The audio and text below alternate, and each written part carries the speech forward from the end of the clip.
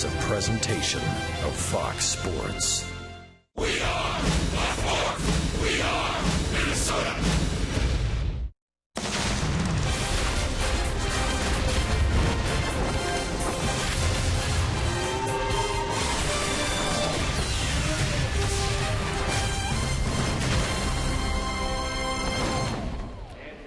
This Sunday, Twins and Brewers game is presented by Super America. Get your Knothole Kids Day voucher at any local Super America.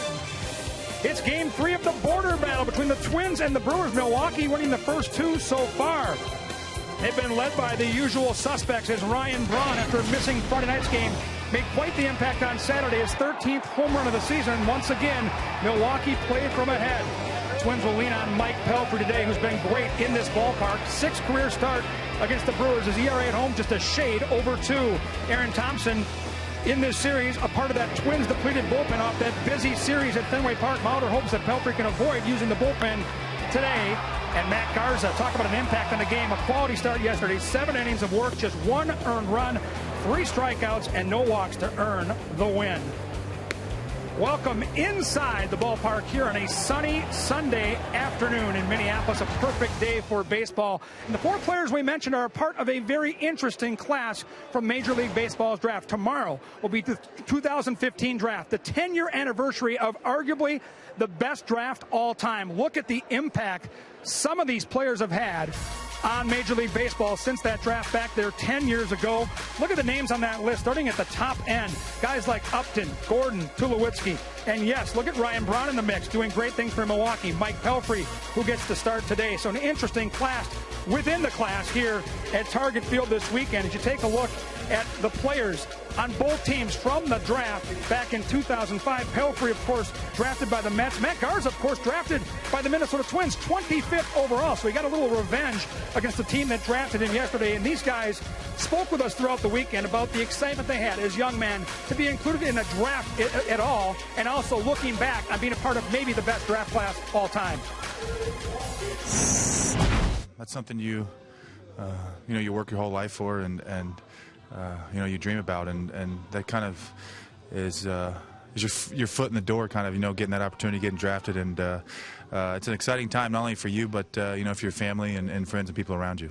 I was more surprised. I was hoping for a first round. I knew it was really jam-packed up there, but I was just, I was looking more second, third round type of guy, and I was pleasantly surprised with the 25th pick, and I made the most of it.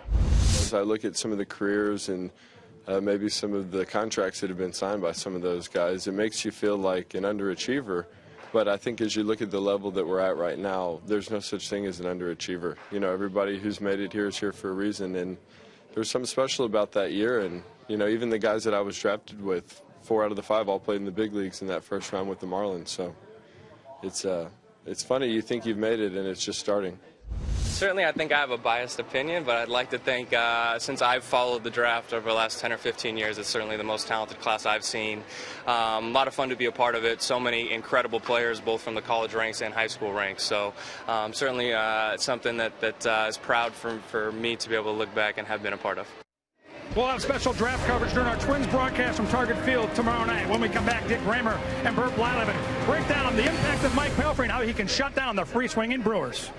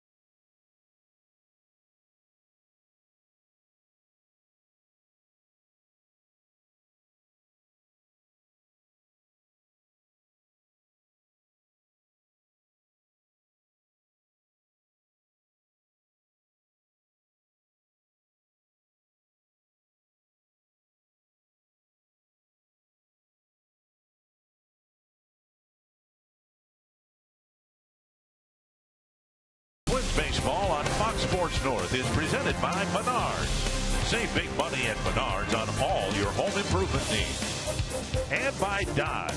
Come discover great deals during the Dodge Drive and Discover event. When not broken, the Twins' bats have turned cold here at Target Field today. They hope to end a little two-game losing streak. Mike Pelfrey's been very good in the Twins' rotation this year, particularly at Target Field, particularly in his last 3 starts. And good Sunday afternoon to you from Target Field. Dick Bramer along with Bert Blyleven. One of the reasons the Twins have not lost 3 in a row in 2 months. They've gotten very reliable and solid starting pitching. And today that's exactly what they hope they get from Mike Pelfrey. Yeah, that's the way you stop a lot of losing streaks is you need your starter to go out there and be consistent. That's one thing Mike Pelfrey has been. He has been red hot over his last 3 starts. 1.35 ERA. He's coming off a tough loss against Clay Buchholz in the Boston Red Sox. They lost 1-0 in Fenway Park. Twins have given up some early runs over the last week or so, and Carlos Gomez has had a great series. He's been responsible for a lot of run production in this series already. Yeah, he's kind of the igniter for the Milwaukee Brewers. Now, they are struggling this year, but Gomez in the first 2 ball games, look what he has been able to do. 6 for 9. He's driven in 3 runs. He has scored a couple runs, a couple extra base hits. Now, he's been caught on base a couple times by bad base running, but all in all, this guy plays with a lot of energy. Despite the 2 losses, the Twins are still in first place in the American League Central, and they have the Kansas City Royals here for a series starting tomorrow night. They'd like to head into that series with a win today.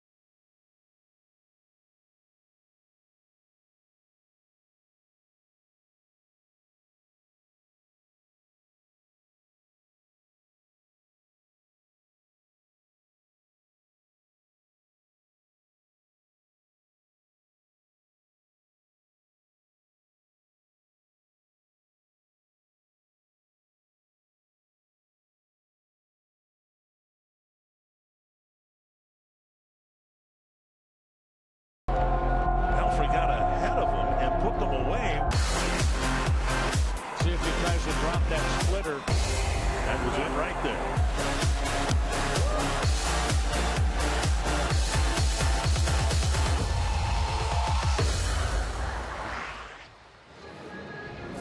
Mike Pelfrey hoping to end a little 2-game skid. You really can't call it a losing streak, but Twins have not lost 3 in a row since the home opener 2 months ago.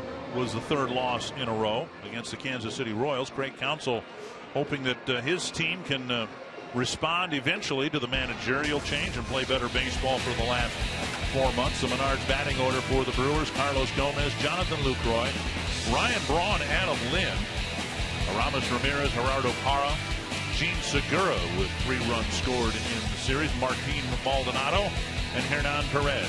And you said the key word right there. Still 4 months to play. So the Brewers, you know, they have to try to get back to 500. Mike Pelfrey has done a great job this year, making his 11th start of the year, looking for his 5th win of the season. That ERA at 2.59, 8th best in the American League, making his 6th career start against the Brewers, his first as a Minnesota Twin. Strike one and a chopper over the mound. Dozier bare hands, fires. What a play to start the game for Brian Dozier. No one busted down the line faster than Carlos Gomez, and Dozier made a great play. Well, I sure did. If this ball is hit over the 6'7" Mike Pelfrey, that means that was a high chopper. And Dozier comes in, bare hands it, and gets it over to Mauer for the first quick out. Gomez wasn't even in the picture on that one replay, and Dozier got him by a full step. Here's Jonathan Lucroy. It's not the past week was not a particularly good week for the Twins. They won the homestand finale against Toronto. Didn't play particularly well in Boston, but left there with 2 wins in 4 games and have lost the first 2 games of this series. And one thing that's been a recent trend, particularly over the last 4 or 5 ball games, the other team has scored early in the first or second inning in 4 of the last 5 games, the exception being the Trevor May start in Boston. And the Brewers have scored first inning runs in the first 2 games of this. Well, that's what clubs like to do, Dick. You score early. It seems like 70% of the games that are won at this level or any level, it's a team that scores first. Doinked to right, and that'll drop for a hit. And the ball overrun by Rosario briefly. A 1-out single for Lucroy. They got jammed right there, but strong enough to fight it off into short right field. But in a sense, other teams, the Red Sox and the Brewers, now giving the Twins a taste of their own medicine in that regard. Northland Ford defense, Escobar, Hicks, Rosario, the outfielders. Trevor Plouffe getting the day off. Nunez is at third. Santana, Dozier up the middle. Mauer at first. Suzuki behind the plate. Well, it was Braun that got the Brewers ahead in yesterday's ball game with a solo home run in his first at bat. It came off J.R. Graham, who worked 4 very good innings in his first major league start. Braun jumped back into the lineup in a big way after missing a few games. Had a freezing injection, or an injection of a freezing element into his right thumb, into the nerve to essentially shut down that nerve and allow him to swing the bat. And in his first swing yesterday, boom, a home run off the base of the batter's eye in center field. Swing and a miss, 1-1. Yeah, Pelfrey's last start against the Mets, or excuse me, against the Brewers when he was a Met, you have to go back to 2011. So there are not too many Brewer batters that have faced Mike Pelfrey, and probably a lot of them have seen that new split finger pitch that he's really developed here early on. Braun 3 hits and 8 at bats against Pelfrey.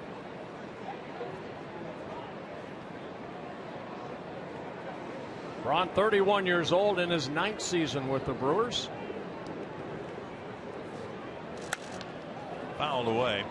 Not just because the Brewers have won the first 2 games of the series, but they've really struggled this year scoring runs. And yet you look at the lineup, and of course those stats built largely without Lucroy, and Braun missed some time. But boy, the Brewers don't have to apologize for sending out Carlos Gomez, Jonathan Lucroy, Ryan Braun, Adam Lind, Aramis Ramirez, Gerardo Parra, Gene Segura. Those guys are good hitters. Yeah, it's a good lineup. It really is. Their starting staff has really struggled, and that's a key to their success. Off-speed pitch left up high, and it's 2-2. That splitter right there that Pelfrey left up.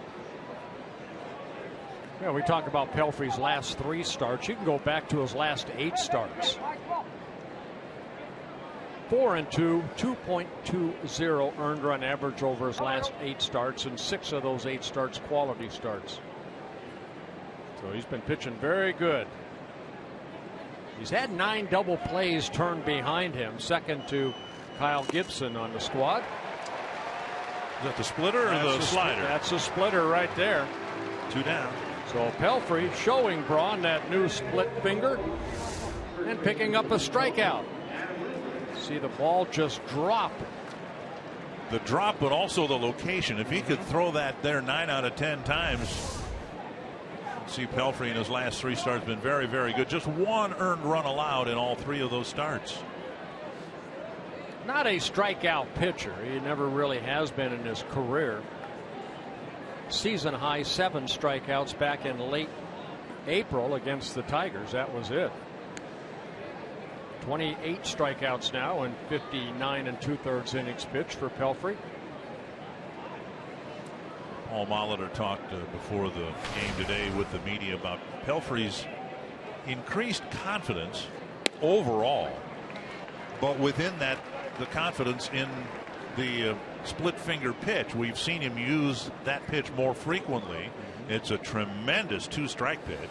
But everything keys off that fastball that he's going to establish here in this ball game, and then drop that splitter in, and then mix in that hard breaking ball. And there's the fastball right there. Good location. He's walked only 18 in 60 innings. And over his career, just about 3 walks per 9. 2 good fastballs getting Lind in an 0-2 hole. I love watching a pitcher with good control, how that catcher moves. And watch Suzuki right here. Sits down and away. And the ball left out over the plate a little bit, and Pelfrey got away with that as Lind fouled it off. Another fastball. You almost want that 2-seamer right there where the catcher sets up, down and away. Pitchers will throw a 4-seam fastball basically with the seams, like an infielder, outfielder would grab the ball and try to throw it straight toward wherever they're throwing. A pitcher also throws a 2-seam fastball that will look straight and then tail away to, say, a left-handed hitter. And here's the splitter right here. Poke foul, left it up. And that's what I was trying to suggest before, that it's not just throwing the pitch, but throwing it where he threw it to Braun, where it comes in looking like a knee-high fastball and then drops out of the strike zone. You know, I had a chance. I was talking to Frankie Viola before the ball game. He's down in Las Vegas being the AAA pitching coach for their team for the Mets, AAA affiliate. And we're talking about Neil Allen, what he's brought into spring training. And I said, you know, the changeup. He goes, well, you know, that's a very good pitch. He had one of the best of them. Escobar with the catch, and Pelfrey has a good first inning.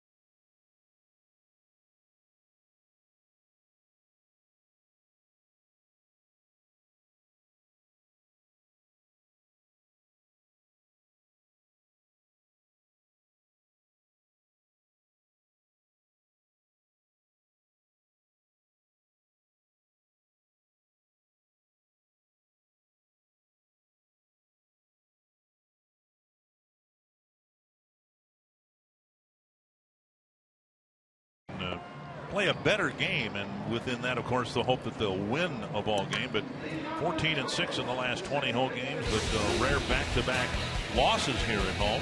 Menard's batting order for Game 3: Brian Dozier, Kurt Suzuki, Joe Mauer, Torrey Hunter, Eddie Rosario, Eduardo Escobar, Eduardo Nunez, Aaron Nixon, Danny Santana. And they'll face right-handed pitcher 29-year-old Mike Byers. 6'2", 200-pounder, making his second career start against the Twins, his third appearance overall.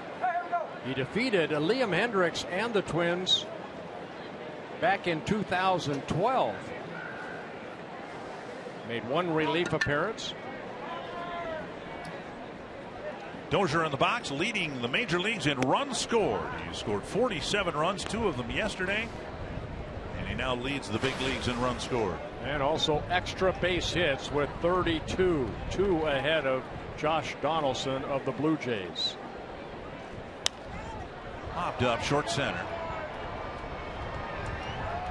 And Gomez started in and then saw the ball carry back on him, one away. Yeah, that wind out of right field blowing, say, toward the right field line. Northland Ford defense for the Brewers. Hara in left, Gomez in center, Braun in right. Ramirez, Segura, Perez, Lind, the infielders, and Martin Maldonado behind the plate. Well, here's how rare the back-to-back home losses have been this year for the Twins. It's the first time it's happened this year. They've lost 2 in a row at home. Suzuki, the batter, moving up to the number 2 spot, and he takes strike 1. Yeah, Fiers is a right-handed pitcher. Again, I mentioned 6'2" that comes straight over the top. Working off that third base side of the pitching rubber. Inside a ball. His arsenal toward the hitters is a good sinking fastball, a slider, a little cutter, curveball, and a changeup. Finally getting a chance to start on a regular basis. He's always been kind of a spot starter over his first 3 or 4 years with the Brewers. Tapped up the line foul. He's done a nice job. He's had a couple of rough starts, but 6 shutout innings against the Cardinals his last time out. Over his last 5 starts, he's 1-1 with a 2.57 earned run average. And never more than 2 runs allowed. So he's been a pretty reliable starting pitcher for a team that's desperately in need of reliable starting pitching. 1-2 to Suzuki. Called third strike, and Suzuki bends over at the waist. Like Brian Knight's strike 3 call. Actually, it looked like a pretty good pitch. I'm not going to defend the Brewers, but take a look at this. It's a fastball inside. Oh, come on. Not even you would call that a strike. You know what? My catcher's sitting there. The idea is a pitcher to expand. I held it. He did a good job of framing. Maldonado got a new hero. 2 down. Here's Mauer. And also Brian Knight. I mean, you've got to find out early what these umpires will give you, too. Will they give you, inside, outside? That was a ball inside. That's a crock. You know what? If we're going to start this, remember fantasy camp? I'm going to get the pitch to you. Throw it over the plate and then have it call a strike. That's all I'm asking. 1-1. Well, I mean, Kurt Suzuki is going to remember that. With Pelfrey on the mound, okay, inside, I expect that ball a couple inches to be called a strike. Why not? Works for both sides.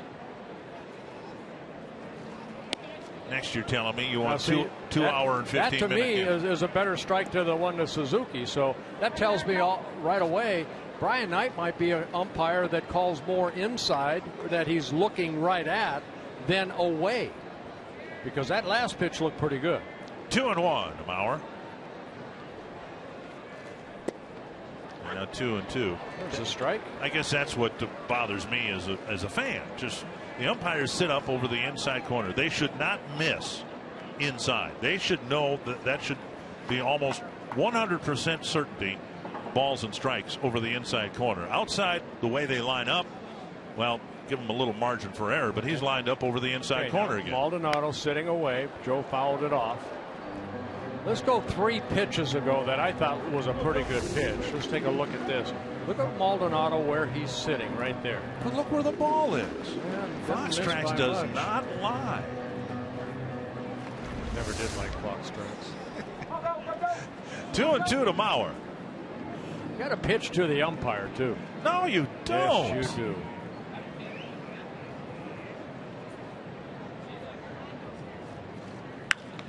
On the ground. Nice diving stop by Segura, and he throws him out. Segura diving to his left, taking a hit away from Mauer, and Fiers, with some help from the umpire, has a 1-2-3 first inning.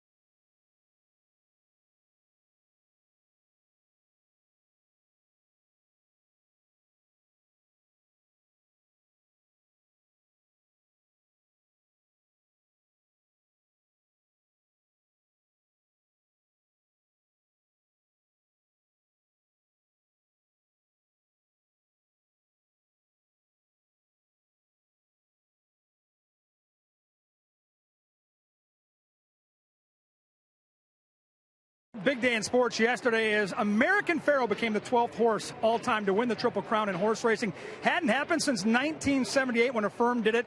Ties into baseball, of course. Joe Mauer talking all weekend long about the greatness that American Pharoah brought, how it brings guys like him back to horse racing. Joe knows a thing or two about the game. His grandpa Jake, over 2 decades of selling tip sheets out at Canterbury Downs and Park in Shakopee. And the argument within the clubhouse is, which is tougher, the baseball Triple Crown, which we saw with Cabrera back in 2012, or the horse racing one? Now, the Cabrera one in 2012 broke a streak since '67 when Carl Yastrzemski did it, but it's happened 16 times in baseball, only 12 in horse racing. Joe Mauer says that's the number he pays attention to. He thinks it's tougher in horse racing. He said, you know what, as athletes, you love watching greatness, and yesterday we certainly saw it. Well, thank you, Kevin. And I think I know where Kevin sits on this issue. We discussed this, I think, a couple weeks ago. I think I was working with you. To me, there's no contest. A Triple Crown in baseball is infinitely more impressive and difficult than a Triple Crown in horse racing. In horse racing, a horse and the jockey and the trainer and all that, they need to have 3 really good days. They need to beat the field 3 times. The ball punched into short right again, and Pelfrey staring at Ramirez as he walks to first base. That's 2 very soft hits to right field. You know what? One thing we have seen in the first 2 ball games, the staff for the Twins have made some pretty good pitches, but credit the Brewer hitters. Watch this. A pretty good pitch right here. But Ramirez just drops the barrel of the bat and right off the end hits it softly into right field. Not sure that ball wouldn't have ended up in the dirt. A leadoff single for Ramirez, and that'll bring up Gerardo Parra. Yeah, I know. Grandpa Jake, had those tip sheets at Canterbury Park, and I use those once in a while when I take my wife Gail there. You just would rather bet the colors, wouldn't you? Yeah, I thought, come on, did they follow this race at all? And I know Kevin's a part of that now too. I love horse racing. It's one of the great pastimes, one of the great hobbies of my life. You and I and your wife Gail went to a racetrack a few years ago on the road. Here's a ball tap foul. It came up and got Parra in the nose. But to win a baseball Triple Crown for 6 months, just about every day, you've got to be the best. Here's a foul off the left arm and then got him in the beak. In baseball, over the course of 6 months, you have to be the best in your league at the 3 principal categories: batting average, home runs, and runs batted in. It's hard for me to put a human being on the same table as a horse. Or maybe a donkey, but a horse? Right. This is where my years of experience have taught me to steer this conversation in another direction. 2 strikes to Parra. And now outside. It was an exciting moment, and if you follow horse racing at all, it really was quite an achievement yesterday. Congratulations to the horse. And the jockey and the trainer. Does a horse get, Cabrera got all kinds of trophies, all kind of recognition. Yeah. Do you think the horse really cares? Does he know what he did? You win the Triple Crown, they put you out to stud. Well, strikeout. Let me move on. Strikeout. Parra taking a call, 3rd strike. I'm going to pick up running. Good fastball right there. Good location. And Pelfrey picks up his 2nd strikeout. But then, too, just look at that pitch. If you throw the splitter enough with 2 strikes, you'll get some called 3rd strikes on fastballs, right? Yeah, I'm going to go back. No, let's not go. Let's move on. Go back because I'll never make the money that a horse gets for stud service. Here's Gene Segura. Strike 1. Let's get back to the game. Yeah, Segura's had an interesting series. A home run to start the series in the 1st inning. A couple of other hits. And had a life-threatening experience yesterday when he was almost hit by a pitch. Up and away, 1-1. Well, I said it a couple of days ago. You watch Segura play. Now, he's the shortstop. You got Gonzalez or Gomez out in center field. They're almost like little clones. They play with a lot of energy. Segura in his 4th season with the Brewers a couple of years ago made the All-Star team for the Brewers when he hit Ended up hitting .329. Last year hit .289. Good player. Off-speed pitch, popped up, right field. Dozier giving way eventually to Rosario for out number 2. And that's what Brian Dozier wants to hear when he has to go back for a ball like that. You want your right fielder or outfielder in general to call you off as quick as possible. Looked like another flare that might fall in, but Rosario comes charging in. See Brian giving way at the last second for the second out. And now Martin Maldonado got some power. Not much of an average hitter, backup catcher for the Brewers. You hear it in Little League, you hear it in high school, pro ball, college ball. Call that other player off. Use your loud voice. About as routine as you can get. A fly ball to center, wraps up a scoreless second.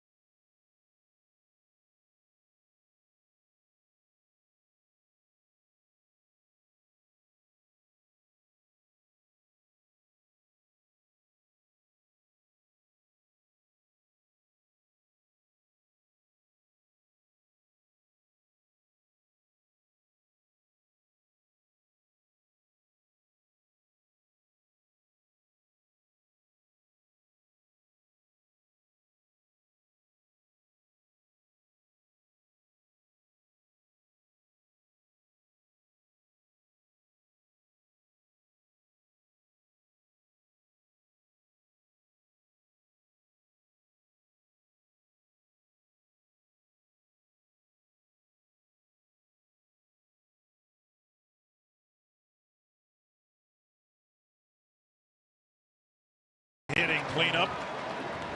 And Torrey largely responsible for the improved and looser attitude in the clubhouse and dugout. Yeah, this is before the ball game. They have different handshakes and different things that they do to have some fun before they go out and play 9 innings of hard baseball.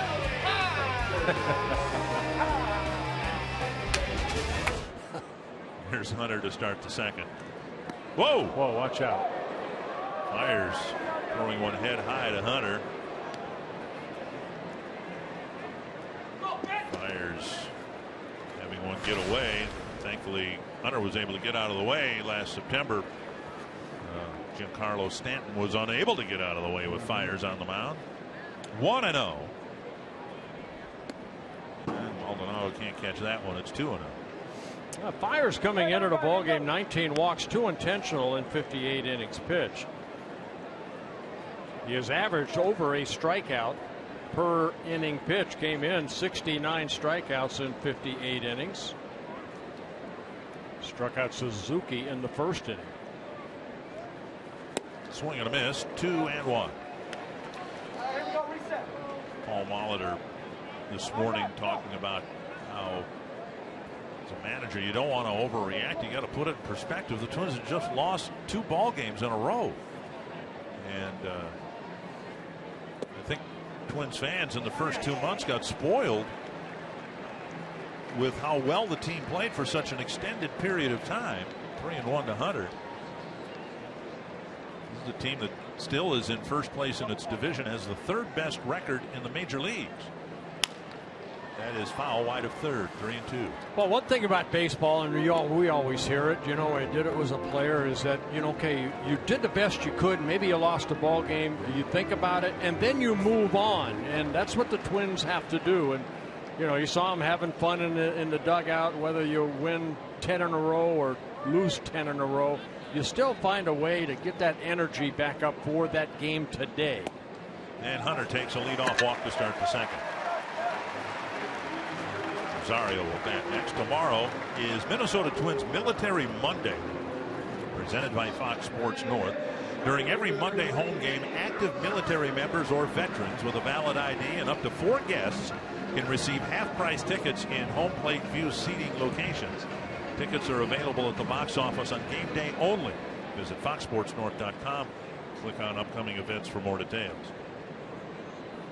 Here's Rosario. Oh, by the way, Kansas City and Minnesota will be playing for first place in the American League Central starting tomorrow. Hopefully we can say that in September. Same thing. No, I know it's early, but it's a whole lot better sitting in first place right now than it is in 5th place. We've had enough of that over the last 4 years.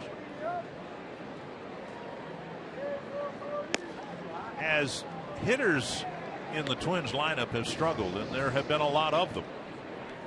Suzuki had his issues. Joe Mauer's had some issues. Escobar, Hicks, Santana. This guy's been maybe the most consistent hitter the Twins have had, at least among the inexperienced hitters. Dozier's been pretty consistent.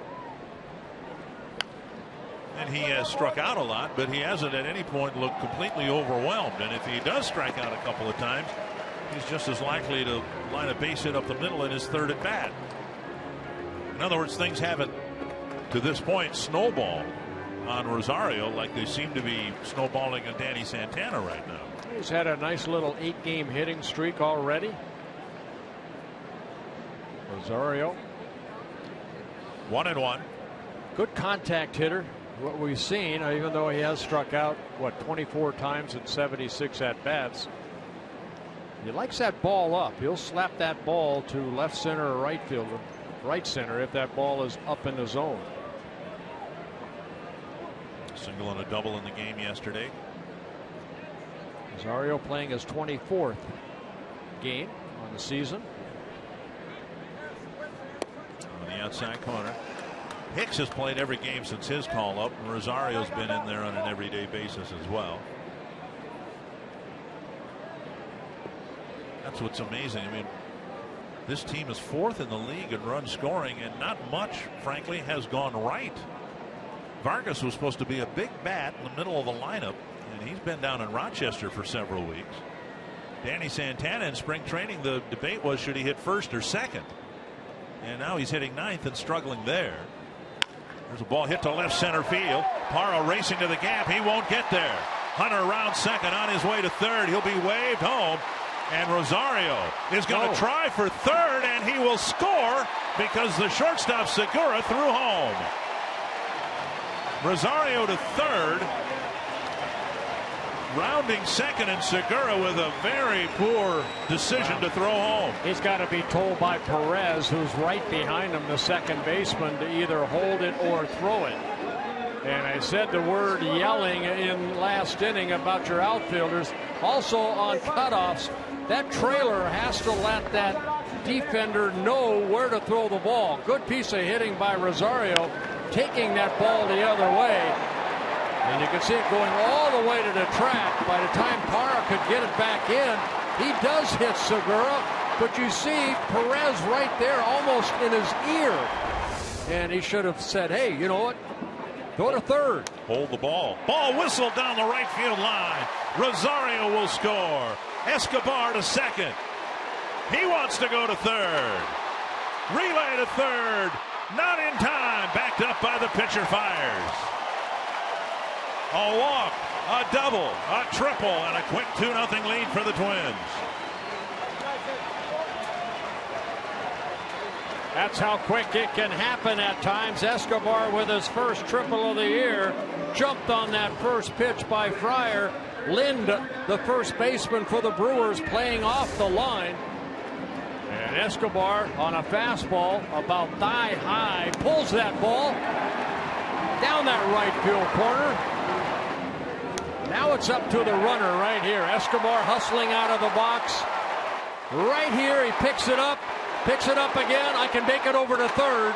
Now a good throw may have been able to get him, but the throw offline, and Escobar with an RBI triple. Back-to-back extra base hits on back-to-back pitches, and now here is Nunez.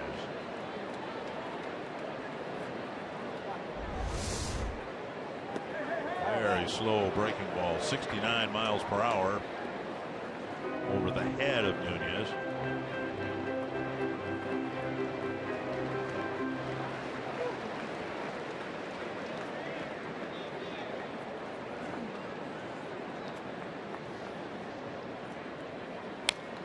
Chop foul, 1-1. The Twins enjoying a lead for the first time in this series, thanks to a leadoff walk by Hunter and their pair of extra base hits. You know, one thing we've seen Paul Molitor do, and he's given guys days off, and Trevor Plouffe has been struggling at the plate. So he said, you know what, let's just let Trevor Plouffe relax today, give Nunez an opportunity to get some at-bats. That's his role. Utility type player, can play a lot of different positions. Chopped to third, no place for Escobar to go, and Ramirez fires to first. Nunez retired. Oh, pick us up right here. Pick each other up. Now another RBI chance for Aaron Hicks. Hicks is really struggling in the RBI department. Yeah, the only 2 runs he has driven in is his home run that he hit off of Porcello here, a 2-run home run. It came in the last homestand. Infield in with 1 out.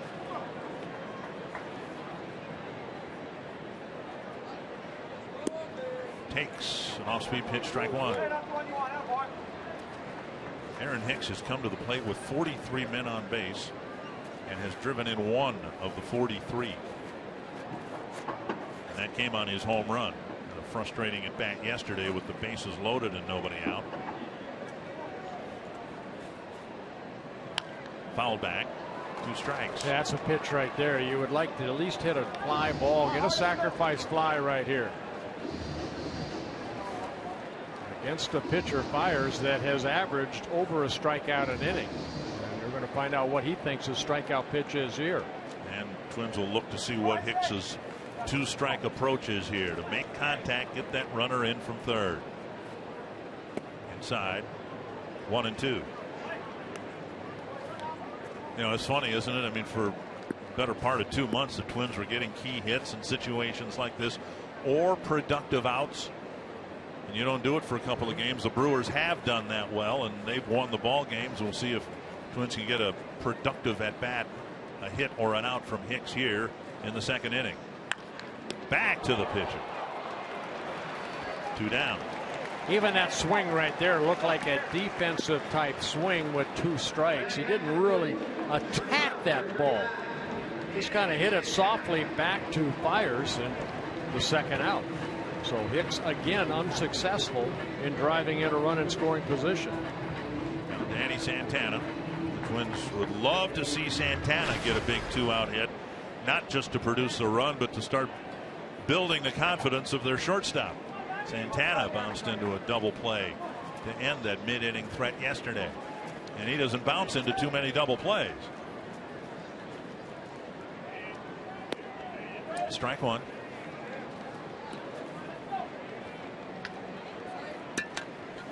Santana in a key spot, just grounded into his 3rd double play of the year. He's had trouble hitting at this side of the plate. A left-handed hitter hitting only 195 and right back at Fires, and he works out of the situation. A walk and a couple of extra base hits and a couple of runs for the Twins in the 2nd.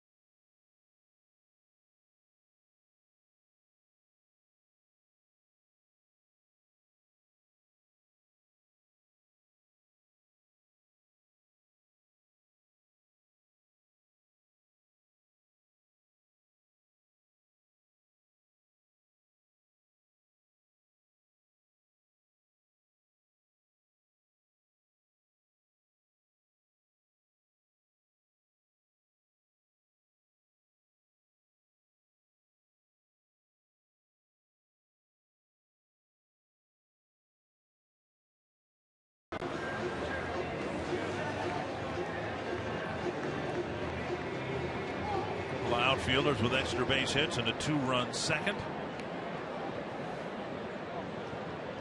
And we go to the third inning. Hernan Perez will lead things off against Mike Pelfrey. Yeah, Perez, new to the Brewer organization, just claimed off waivers by the Brewers on June 2nd from the Detroit Tigers. Playing in just his 4th game for the Brewers. Up the middle off the mound into center field. Their leadoff hit. Second inning in a row that the Brewers have had their leadoff man aboard with a base hit. Only in Minnesota can you kayak and experience the rugged shoreline of Lake Superior and the historic Split Rock Lighthouse. Visit exploreminnesota.com. Discover a world that's only in Minnesota. Share and tag your Minnesota experiences with hashtag #OnlyInMN. Been up to that lighthouse a number of times. It's between the Castle Danger and Silver Bay and the shores of Lake Superior. That base hit by Perez, the third for the Brewers, the first as a Brewer for Perez. Off the outside corner, ball 1 to Gomez, who had a ground ball to Dozier. His first time up, it was a high chopper over the mound, and Dozier barehanded it. And as it resulted, Gomez was thrown out easily by more than a step. Great way for Dozier to maybe set the tone for the game. And now a fastball on the outside corner. Carlos Gomez has been a T-Mobile game changer against the Twins in his career. 24 games, hitting .369, 6 home runs, 19 runs batted in. A guy that likes to swing the bat. He's walked only 7 times in 159 at-bats.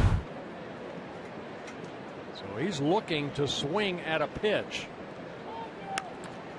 And Pelfrey came inside, and that got Suzuki the follow-through on his swing to get Suzuki the bat. Yeah, Suzuki sitting inside, and the big swing of Gomez. We'll see it where it gets Kurt Suzuki on the glove. Knocked his glove off. 1-2 to Gomez. Doesn't walk much, does strike out a lot. He'll chase a pitch down and away. See if Pelfrey can get it there. And he chases it. And lifts it foul. One thing that he does, he doesn't, at least we haven't seen it in this series, swing and miss on those pitches. And not only that, he's able to get the bat under the ball instead of topping it and grounding it foul. That pitch was down and away, and he still was able to elevate it and get it out of the ballpark. You see him on a 9-game hitting streak. Also Segura, the shortstop for the Brewers, on a 9-game hitting streak. Almost want to bounce it because he will swing like that. You could have been a pitcher. Yeah. One down. Limited 16-person suites are available on Father's Day, June 21st against the Cubs. What a great way to treat Dad with the Cubs in town that weekend. Each 16-person premier suite includes food and beverage and 2 parking passes. Ken Herbeck will help you enjoy your food and beverage on June 21st. For a family photo, call 800-33-TWINS or visit twinsbaseball.com/groups. Get there early for more info and reserve your premier suite. Here's Lucroy, dumped a single into right field. Chip shot in front of Rosario for a 1-out single. Brewers have 3 singles. Perez's single to start this inning, the only one well hit. They have yet to get a runner to second base. A couple bloopers into right. Outside of ball. Brewers trying to sweep the Twins here in Minnesota for the first time since 1996. So far, the Twins have a 2-0 lead. 2 managerial changes already in baseball. Ron Renicky replaced by Craig Counsell. Mike Redmond replaced by the general manager Dan Jennings, former general manager of the Miami Marlins. Yeah, back in 1996, that was a 4-game series sweep too. Tried to forget a lot of what happened during that time, but the Twins weren't very good back then. 2-0 to Lucroy. And he's sticks a fastball in the outside corner. Well, I remember in 1969, I came up in 1970, but the battles the first year for the Brewers in Milwaukee, we had some good battles with the Brewers when we were both in the same league. It's great for the fans, and it's great that baseball moved these series back to weekends so fans from across the river can come over here, and 3 weeks Twins fans can go to Milwaukee. Pelfrey fires to the bag. Dozier with the catch and flip. Double play. Another good inning for Mike Pelfrey. 3 shutout innings and a 2-0 Twins lead.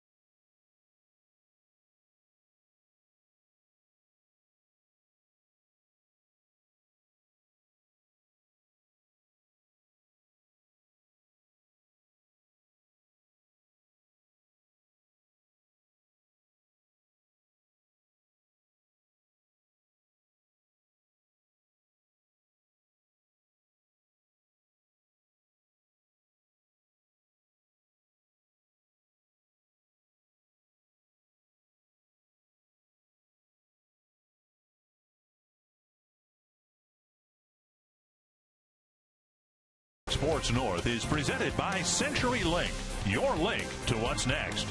By NorthlandFord.com and your local Northland Ford dealer. And by Grand Casino. The best stories start here. For a change, the Twins have scored first early against the Brewers. They lead it 2-0. Brian Dozier will lead off the third.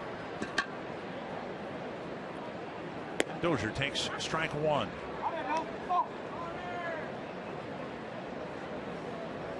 Dozier with a fly ball to center his first time up. Suzuki and Mauer will follow. Inside. 1-1. Dozier's batting average and extra base punch continues to help the Twins and help his cause, I think, to maybe an all-star berth in a little more than a month. Given what he's done in the field, he's played very well in the field. He's considered one of the better second basemen in the game, and his batting average creeping up at a level where you'd have to consider him very strongly for an all-star berth in Cincinnati. That's a big thing for Brian. You know, last year, all the extra bases he hit, the home runs, 23 home runs, that led the Twins in that department. You'd like that batting average to get up, and he knows that. He can get that batting average around 270, 280 with what he's been able to do. Oh, he should be an all-star. Right-handed pull shift in the infield. See what he gets on 3-1. And it's another leadoff walk by Fiers. Well, Torrey took the leadoff walk last inning and scored. So second walk of the ballgame for Fiers. Across his stat line, pretty impressive. 18 doubles, 3 triples, and 11 home runs. 32 of his 57 hits have gone for extra bases. Slugging percentage of .533, which is pretty good for anybody, much less a leadoff hit. I think what you mentioned before, the biggest thing is runs scored. He scored 47 times, one behind Donaldson. 3 steals and 4 tries. And he's checked immediately at first base. Now, clubs have run against Fiers, 7 attempts, 6 of them successful.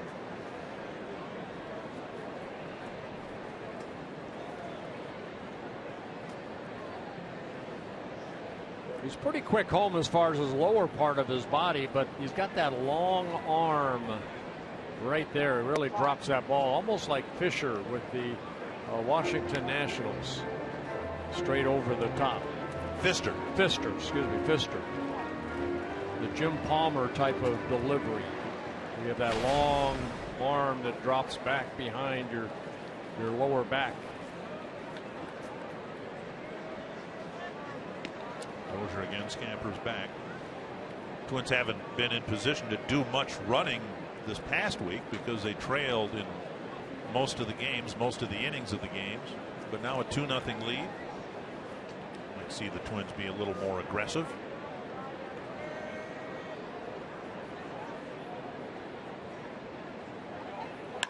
Line to center field. Gomez won't get there. Dozier advances to second, and that's it. Suzuki with a line drive single. The Twins have a quick threat here in the third. It's good to see Kurt Suzuki starting to swing the bat like he did last year. 3 hits in Boston in that final game, a couple hits here in game 1, and then picks up his first game here. Got yesterday off, did get the pinch hit. But a fastball that he fought off and hit it sharply into center field.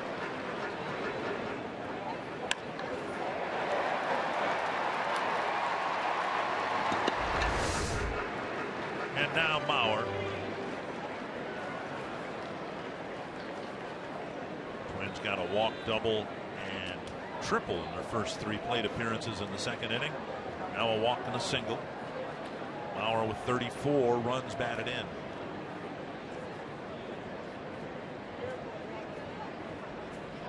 Strike on the outside corner. Boy, that's where they have been peppering Joe Mauer all series long. That pitch Loesch did it. Garza did it. That pitch looked like it was right down the inside stripe of the right-handed batter's box. So you're saying it was a ball?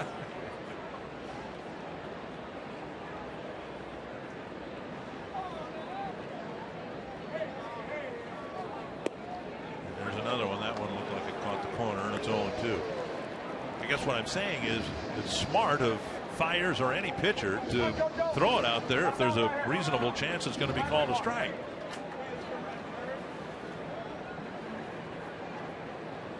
Both of them strikes. Hey, listen, in about a month and a half, 7 weeks, there's 2 guys going into the Hall of Fame that could do that right there, in Greg Maddux and John Smoltz. It's called pitching. And then the other guy going in, Randy Johnson. Ooh. He hit his spots, but he could throw right down the middle and strike you out. That's where the umpires would say that sounded like a strike. 1-2 to Mauer.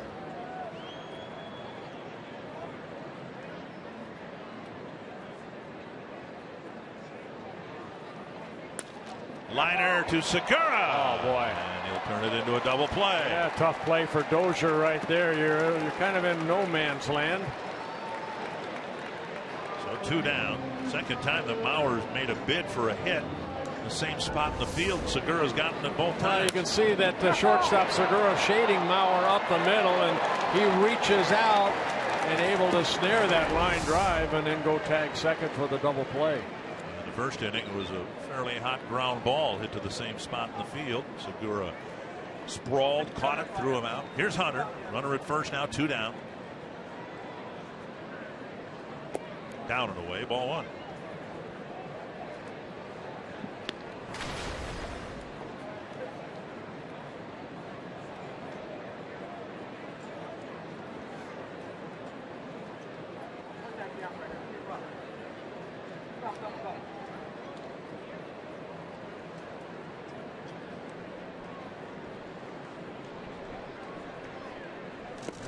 Inside 2-0. Fiers in his 5th season with the Milwaukee Brewers, making his 47th start here this afternoon. His 62nd game overall. 18 wins, 24 losses. Very good. 3.65 earned run average.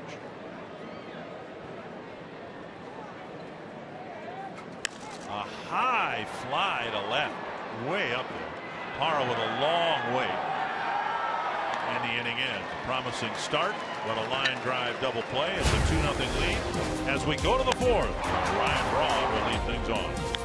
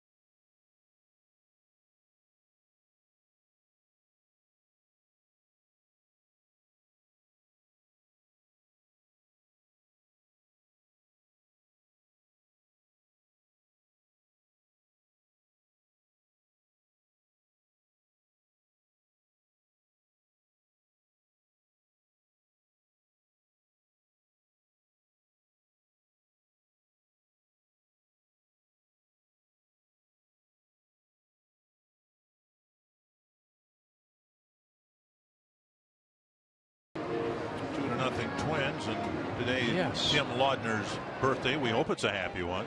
Yes, it is. Our Pepsi fans of the game. 57 years old today. Tim Laudner, happy birthday to you. Even at that young age of that picture there, he still needed a bat to prop himself up. Well, he's got a golf club now to prop him up. Here's Ryan Braun to start the fourth, and Pelfrey starts him with a fastball. We were talking earlier about this series, this rivalry series. Every team has an established rival, and they play each other on weekends now. Not necessarily this weekend, it just happens to be this weekend, and then 3 weeks from now in Milwaukee. Swing and a miss. Yeah, I don't know if it's the same as it was when we were both in the same league. But we were talking about that a little bit off camera, off the air. As a fan, I never sensed that there was that much of a rivalry between Milwaukee and Minnesota. I think now only because there's how many games, 5-6 games between these clubs. Pelfrey striking out Braun for the second time. Since 2007, the Twins have the edge, 25-21. 10 one-run games, and again, it's great for the fans who want to come here from Wisconsin, or if you happen to live here, you're a Brewer fan. This is your chance, right? Yeah, you're talking interleague right here. I'm going back into the 70s where we saw each other, 15, 18 times, and one little heated battle turned into the next series, and then moved on. And yeah, we had a couple bench clearing brawls with the Brewers. I remember back in the early 70s. Not sure what that pitch was. It's 71 miles per hour. He got it over the outside corner for a called strike. That's what he's able to do now with that split finger, change speeds with it. There's a good fastball at 96. 71-96. That's hold on. That's a 25 mile per hour spread. That's very good. Got him long before I would have. My reference point for a bitter rival is the Chicago White Sox. And when I've been broadcasting, before that the Oakland A's, but that was great, and the White Sox rivalry was great because they were both in the same division, the old American League West and the American League Central. There's a strike on the outside corner, 2-2. The Brewers, when they were in the American League, were in the American League East. The Twins were in the American League West. So I guess you'd speak to it certainly better than I would. You were a player, but as a fan, I just never sensed it was that bitter a rivalry. on the ground, and it'll split the infielders and get into center field. Yeah, Lynn got that low fastball, took it right back up the middle. So Lynn picks up the 4th single for the Brewers. It comes out with 1 out here in the top of the 4th. But I'm going back again when they faced each other a lot. Right. We've, in a perverse sort of way, I guess, kind of enjoyed the Brewer fans who get a chance to do their "Let's Go Brewers" chant here, because they've certainly had the better of it in the first 2 games. We've witnessed it the other way in Milwaukee. So again, for the fans, this is fantastic. Here's Ramirez, chipped a pop fly single into right his first time up.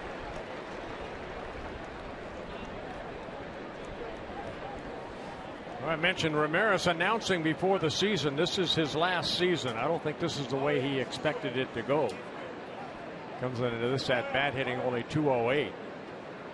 The career .285 hitter coming into this season, his 18th season with the Pirates, Cubs, and the Brewers.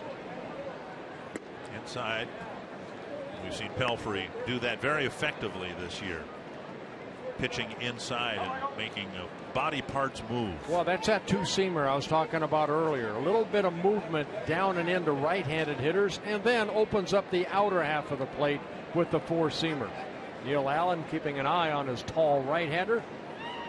Just the 49th pitch of the afternoon, and right the strike on the outside See, corner. you go in, and then when that opens up the outer half of the plate, if you throw in enough, that hitter kind of forgets about the outer half of the plate, but you have to throw it. That's a pitcher's pitch right there. Good pitch. If you don't do that, if you don't pitch inside then outside and use both sides of the plate, you may as well put the ball on a tee for the hitter, right? No, I did that many times.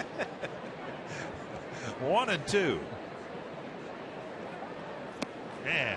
And there's a split finger, and Ramirez, very aggressive swinger, ends up striking out.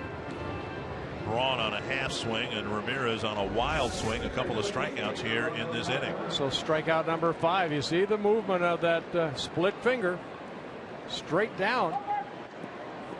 And we'll slow it down. You see the open where that ball is between the 2 fingers, and then the release. You just can't throw that hard. I mean, saw it today. Jack Morris is here somewhere around. I mean, he did the radio show earlier, but he had a nasty split. Lara jabbed at it, a foul ball. Talking with Neil Allen about the pitch, and Neil made a point of saying, you know, if you throw that pitch, and I'm sure Jack was warned about it too, the farther you spread the fingers apart, the people who study these things say that the more strain you put on the elbow. Now, that being the case, Pelfrey just a couple years removed from the Tommy John surgery, swing and a miss, you can understand where, you know, it might take him a while to feel confident even in throwing that pitch, because it does put some extra strain on the elbow joint. Yeah, just throwing a baseball puts a lot of strain on that elbow anyway, but yeah, if you add a little bit extra, but they say a slider does too. A hard slider will put extra pressure. It's a pitch. The split fingered pitch is one that the Twins in their system have never encouraged or developed. Every once in a while somebody will pick it up. Eddie Guardado did, Rick Aguilera did, Mark Guthrie threw one years ago. I'm telling you what, if I'm a pitcher that's been in the minor leagues for 4 or 5 years and the pitches I have aren't making me progress any higher, I'm going to try something different. It has been a great pitch for Mike Pelfrey this year, and particularly in this 4th inning.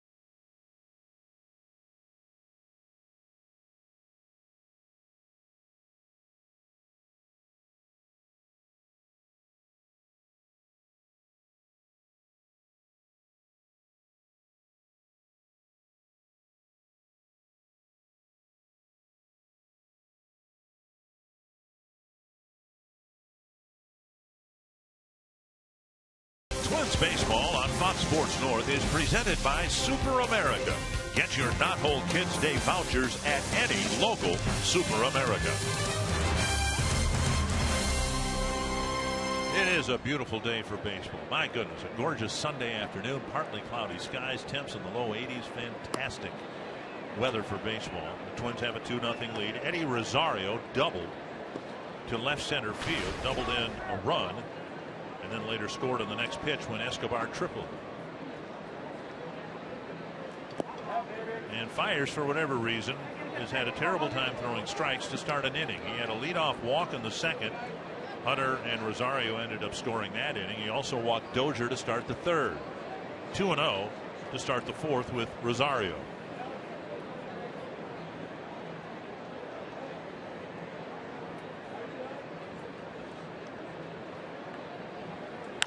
Fouled away.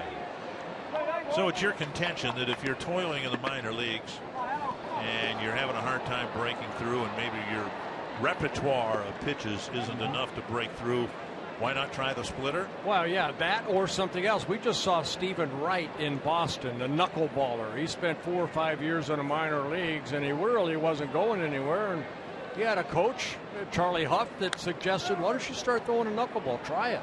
And he did, and he's in the big leagues. Rosario taps out to first, one down. Eduardo Escobar will bat. Carsoup.com trivia question. I'm not looking at it. My guess is it's a real tough one based on the cookies we got on Friday and Saturday.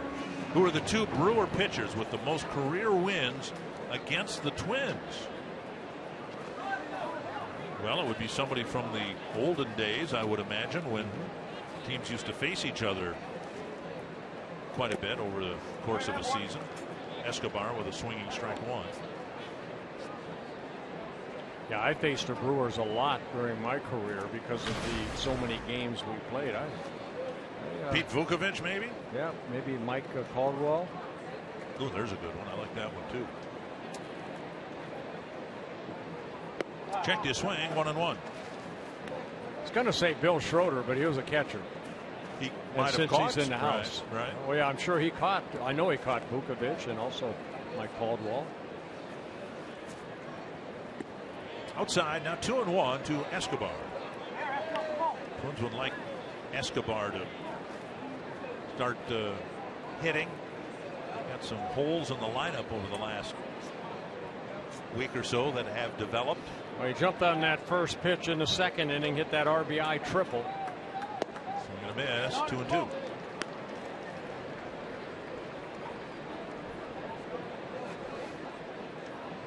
Escobar had a career year last year when he got to play a lot, 133 games for the Twins. He ended up hitting .275, 433 at-bats, 35 doubles, a couple triples. Tap foul.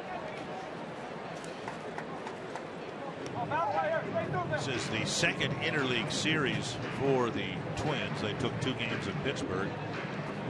Dropped a couple here versus the Brewers. They'll take Milwaukee on again in Milwaukee in 3 weeks. In between then, they've got 4 games with the Cardinals, 2 in St. Louis, 2 here. 2-2. Full count with Nunez on deck.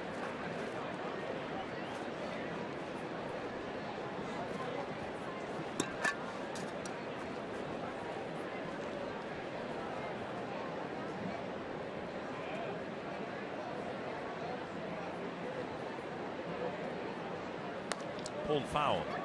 Good changeup right there. Escobar way out front. 57 pitches for Fiers, 33 strikes, a couple walks, 1 strikeout.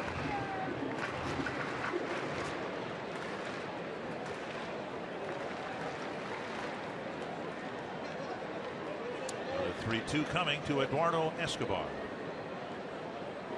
Struck him out. 2 down. Another off-speed pitch. Good sinker down and away. He picks up his second strikeout. Bring up Nunez. Good movement on this pitch. At 82 miles an hour. See the sink.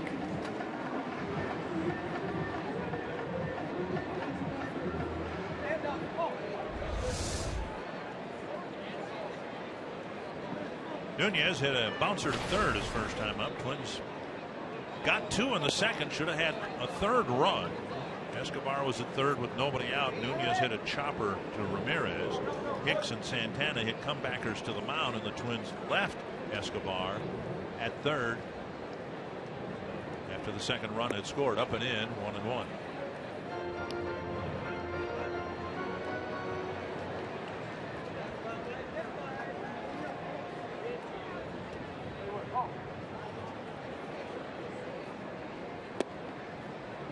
Doing one.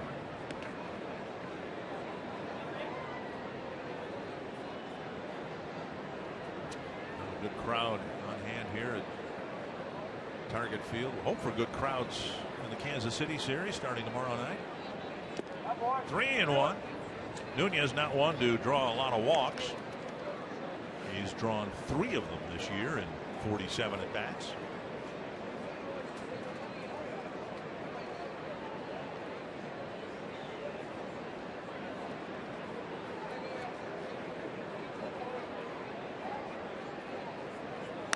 Fouled away.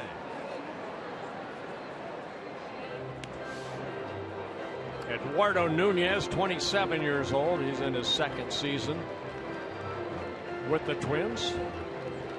Has a birthday coming up here in about 8 days. He'll be 28 on June 15th from the Dominican Republic.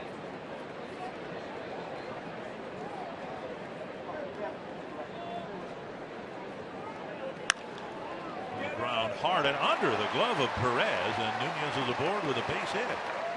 It's a play we've seen Brian Dozier make many times, going into a slide, and that time Perez couldn't get there. Yeah, the ball hit sharply. Perez shading Nunez a little bit up the middle, but it's hit hard to his left, and the ball scoots by him. Perez getting over, and what you see Brian Dozier do is slide to knock that ball down. See if the Twins send Nunez. He's 0 for 2 in stolen base attempts. Hicks at the plate. Not on the first pitch, and Hicks grounds a base hit to right. Nunez around second. He'll go to third. And the Twins putting together something here with 2 gone. A pair of singles to right field, and that'll get Santana to the plate. Aaron Hicks jumping on that first pitch. And with Lind holding on Nunez, there's that big hole between first and second. And that's exactly where Aaron Hicks hit it. Quick trip to the mound by the catcher, Maldonado. Another man on base, and in fact 2 men on base for Santana.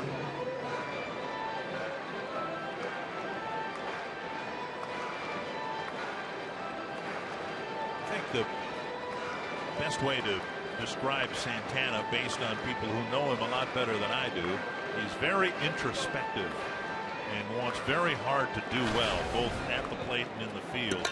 And I think what he's going through is nothing more than a guy who puts more pressure on himself with every failure. Yeah, I think you're absolutely right, Dick. You know, he's really a guy that has a big heart, and he wants to do so well, but he's also a guy that gets down on himself very quickly, and that's hard at this level, to get that negative thought out of your mind that I'm really struggling. He needs a little flair. He needs something good to happen, and hopefully get that positive attitude back into that brain.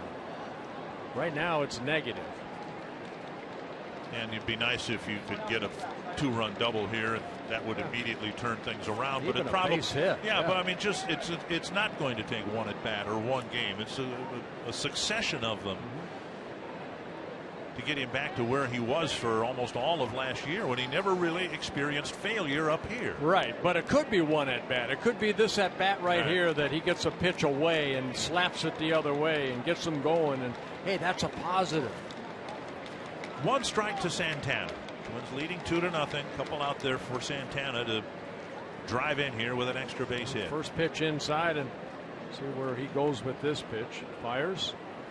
Swing and a miss. 0-2. He pulled a string right there, and Santana swinging through it. And Maldonado giving signs, or will shortly, getting everybody's attention first in the event Hicks takes off with 2 strikes. Yeah, that is basically saying where he's going to throw the ball.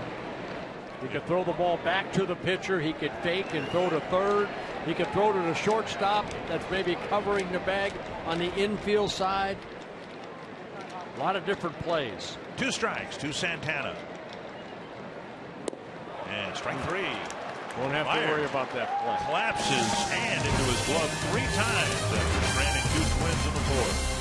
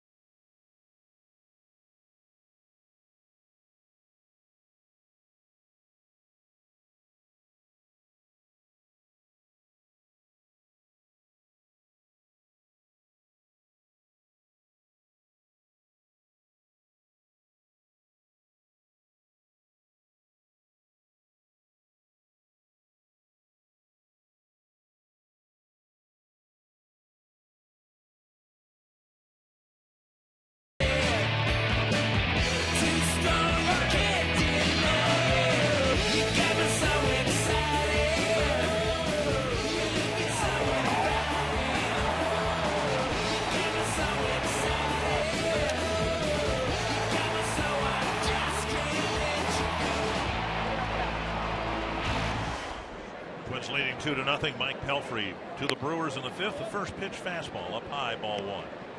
Pelfrey not only has pitched 4 shutout innings, just 55 pitches thrown in a game where the Twins desperately, and I mean desperately, need him to pitch some innings.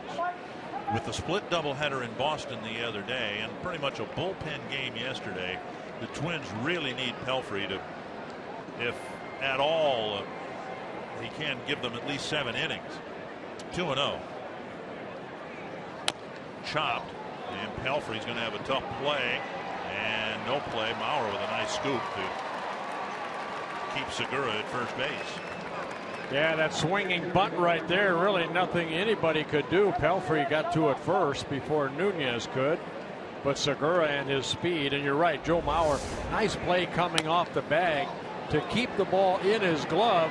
That ball headed toward that right field corner.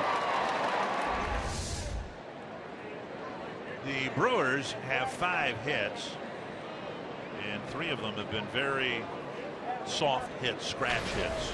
A couple of little doinks to right, now a 30-foot single up the third baseline. Here is Martin Maldonado. Maldonado hit the first pitch he saw to Aaron Hicks in the 2nd inning. Well, Pelfrey's been able to get 10 double plays turned behind him this year. Kyle Gibson leading the American League with 14 double plays hit behind him when he's on the mound.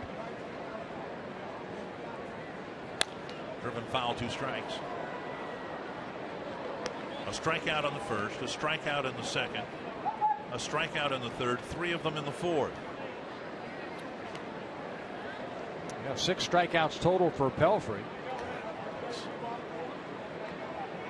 And you didn't even write that down. Oh, I looked at the board. Oh, okay.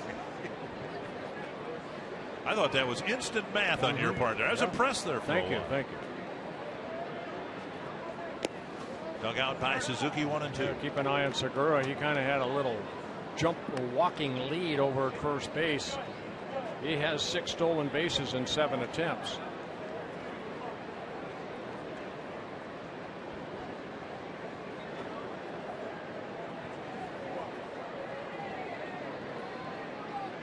Pelfrey got a ground ball double play off the bat of Lucroy in the 3rd.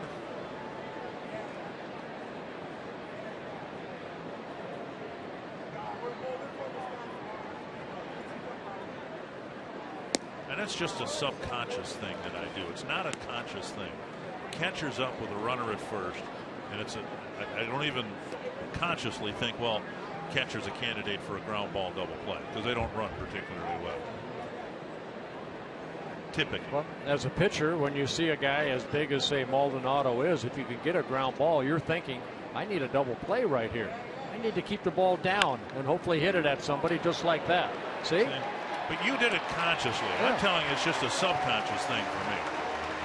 I can't control it. Well, pitcher's best friend. We saw Pelfrey turn a double play in the 3rd inning where the ball was hit right back to him. Here, it's Santana. A little shovel pass over to Dozier. And Segura coming in hard, but Dozier getting rid of that ball quickly. And a very good 6-4-3 double play. Pitcher's best friend. Second turn for Pelfrey. Hernan Perez singled sharply up the middle his first time up, and he takes an off-speed pitch on the outside corner. And that's what's nice to see from Pelfrey and Gibson when they get into that situation, say a leadoff hit that you think ground ball. You trust your defense behind you, they're going to make the play. And Hicks has to stay with that one that knuckled its way out to center. Pelfrey faces just 3 men in the 5th.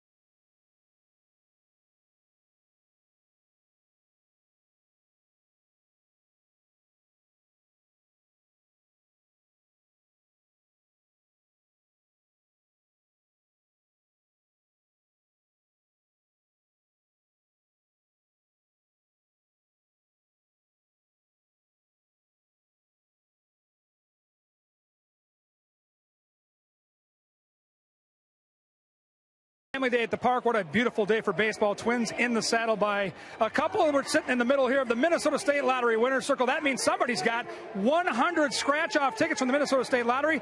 It's my first Burkle Me cert sign. I've never seen a sign like this. Got Tracy and her son Jonah from Edina. And the last time you guys came to the ballpark, a little mother-son bonding, it was pouring rain. A little bit better today. Much better today, thank God. And we're playing way better, too. We're going to get a win today. We've got the Burkle Me sign, and you're getting circled by a Hall of Famer. Pretty special day out here for the mom and her little guy, Jonah. Yeah, thank you. Thank you very much. Nice sign. Brian Dozier absolutely crushes one off the facing of 1, 2, 3rd level. Yeah. But foul by about 40 feet. Well, we've seen you throw him a pitch inside. He's ready to hammer that pitch inside.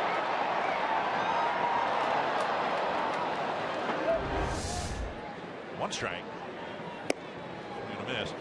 Important inning or 2 here for the Twins. And we mentioned, of course, the top priority is winning the game. But given the status of things, I think it would be perfect for the Twins if they could add on a couple of runs and maybe give Mike Pelfrey a little longer leash.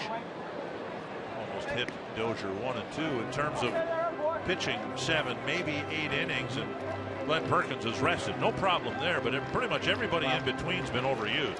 One thing about Pelfrey, now, you know, he was supposed to start on Monday in Fenway Park, and then it was pushed back a day on Tuesday. But you know, we showed you the numbers. 1-1 in his last 3 starts. Very good 1.35 earned run average. But all 3 outings were kind of, I mean, he didn't get a lot of run support. Right. In that Pittsburgh game that he pitched on the 20th of May, he ended up getting a no decision, worked 6 very good innings, only 1 run allowed. That was that 13-inning game that Joe Mauer hit the game-winning home run. His next start in Boston, Boston here, he won 2-1. Pitched 7 innings, gave up 1 run, and then he lost 1-0 when he pitched 7 innings in Boston, when Boston finally scored in the bottom of the 7th. So yeah, you'd like to, you know, go out there with a 4 or 5 run lead, but he's doing a great job with a 2-0 lead right now. Big pop up over the Brewer dugout out of play. Oh, nice grab by the fan to our left. Didn't need a glove.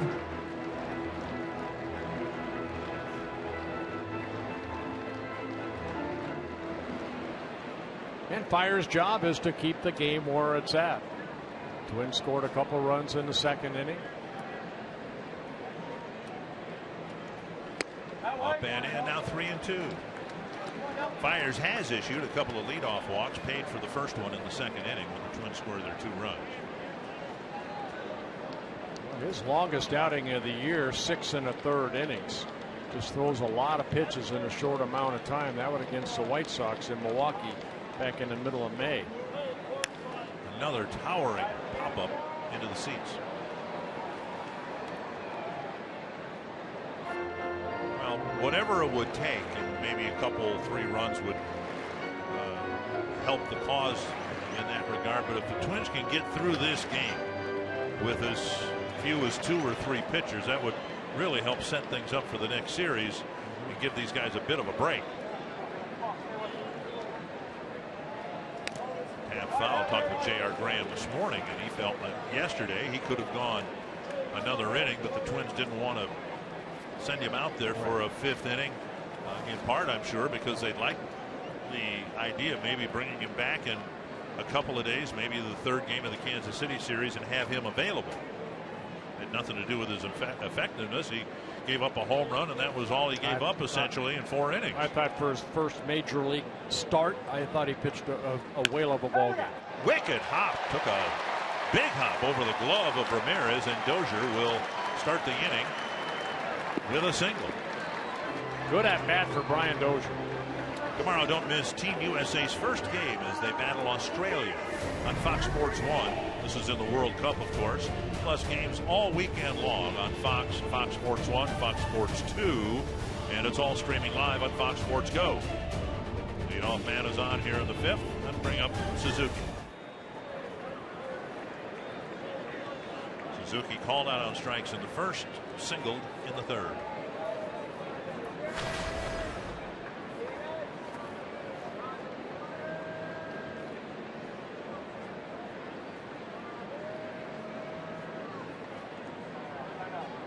I don't know that the Twins have what used to be a prototypical leadoff hitter in Dozier.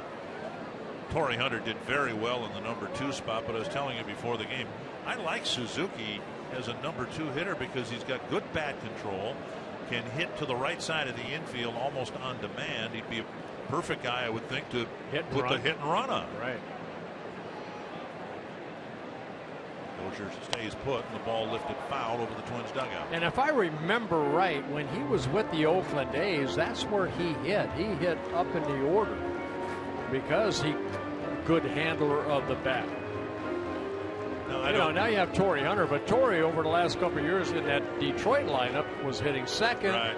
And he put 2 great years together. But the Twins are looking for somebody in that number 5 or 6 hole, mainly the 5 hole. Torrey Hunter might be the guy. And Paul's still kind of playing with it. And he kind of go by feel sometimes, and Paul's not afraid to move guys in different positions in the lineup. And I think if something would work as it did with Hunter hitting second, well, then you leave him there until you have to be creative because of other spots. But the more spots in the batting order that the Twins can solidify. One strike to Suzuki. Pulled down the line. Stay fair. Foul. You know, and that's, again, here's this team is fourth in the league in scoring runs. They've got the third best record in the major leagues. And they don't have a set lineup. I mean, they don't have an ideal number 2 batter. They don't have a cleanup hitter. They don't have a 5th or 6th place hitter, but somehow it's all worked so far. And it's very well balanced. And again, you have to credit Paul Molitor and his staff on putting these lineups together that they feel they have the best chance to win that ball game that day. 2 strikes now to Suzuki.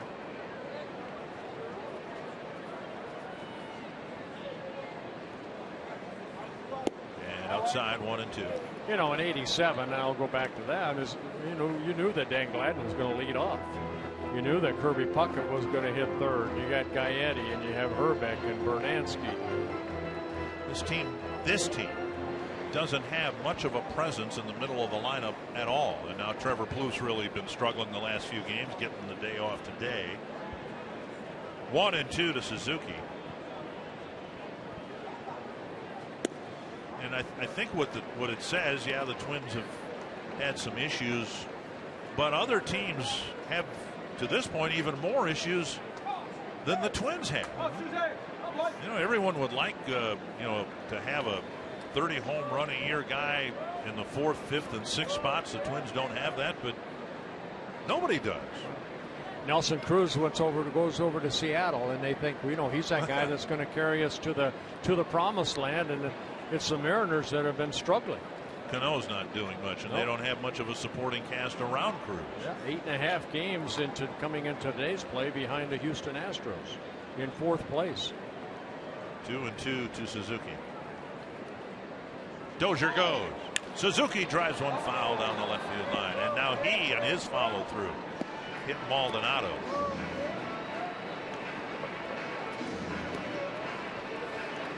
Byers has been using that changeup a lot here this afternoon, and that's what he got right there, and he pulled it foul. And as Maldonado came and stood up, you can see Kurt's the first one there. I'm sorry.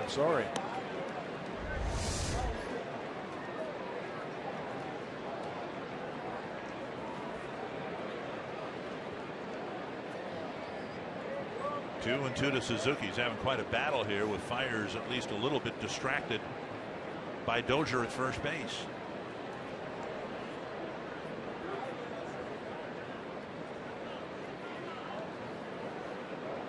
And Bryan at first base, 3 stolen bases in 4 attempts. I don't know if Linda caught that ball or if Bryan's ribs caught that ball.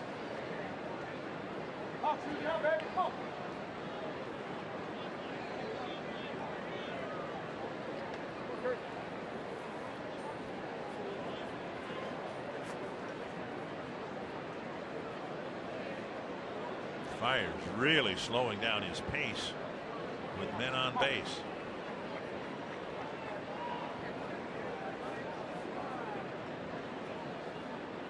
Dozier goes, and the pitch hit hard to center, but Gomez is there for the catch, and Dozier will retreat.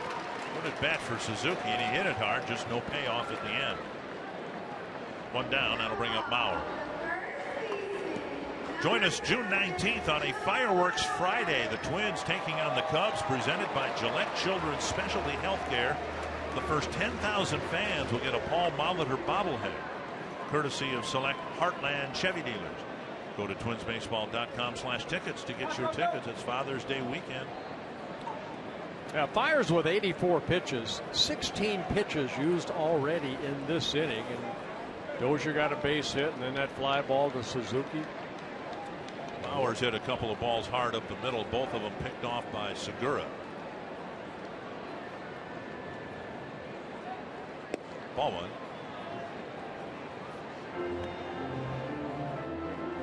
Thing that's happened to Joe during this stretch where hits haven't come nearly as frequently as we've grown accustomed.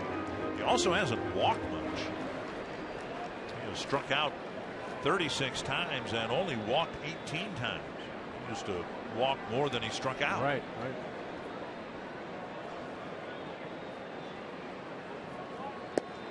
Fiers has missed twice, in each case looking for that strike down and away again, and that's been the approach teams have taken against Joe.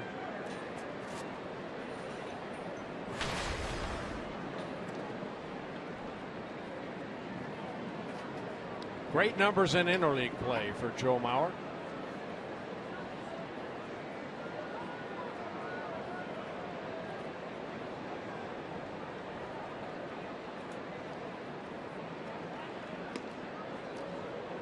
Took off on the last couple of pitches in the Suzuki at bat.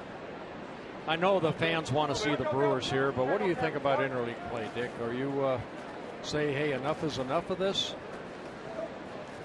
Well, certainly the novelty is worn off. It's not quite as fascinating. Selfishly, of course, I wish we were playing the Cubs at Wrigley. I love going to Wrigley Field.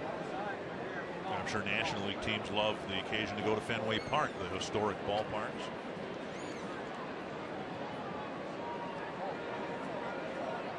I think it needs some freshening up. And we've talked about not only our, but a lot of other people's suggestions. We'll talk about that in a second. Mauer takes ball 3. I just think we don't need to play the Kansas City Royals and the Detroit, everybody in our division 18, 19 times. Okay.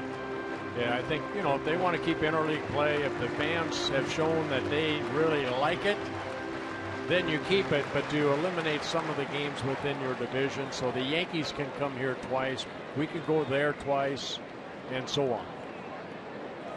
3-0 to Mauer, likely to be taken here with Hunter on deck. Takes ball 4, not even close. And one more point on that. It's like the Boston Red Sox. We were already done with them. Yeah.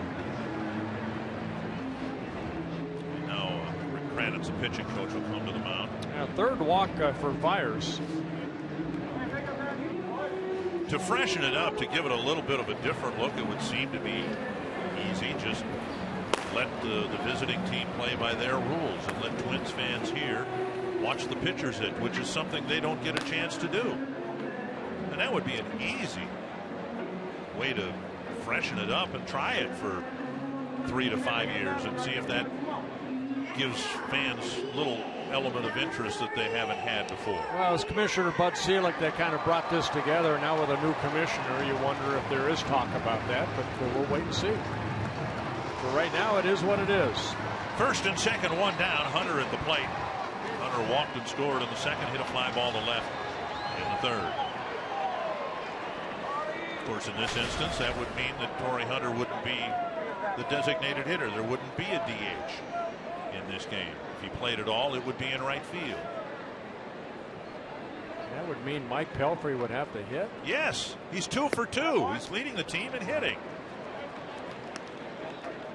Good point. 2 singles in Pittsburgh. 1-0 to Hunter. Fiers has had waves of control issues here today. Fouled away, 1-1. Just have not seen a lot of fastballs from Fryer. Just seems like he's throwing a lot of off-speed pitches, and you can see as the game goes on what the opponents have been able to do. Again, his longest outing 6 1/3 innings, but he comes in averaging maybe 5 1/3 innings in his first 11 starts. This spot needs a 3-run home run.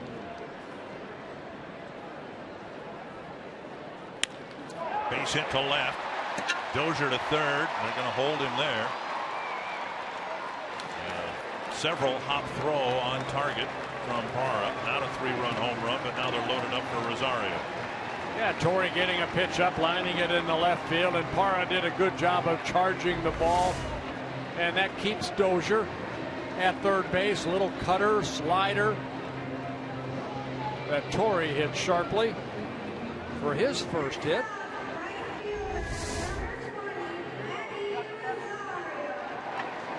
And that'll be the end of the day for Mike Fiers. He was able to get into the 5th inning. Now third time through the order, and the Twins have 2 singles, a walk. Remember, Suzuki's ball was hit right on the button for the only out of the inning. Fires at a 1-2-3 first. The Twins threatened in every inning since, and he checks out with 1 gone in the 5th.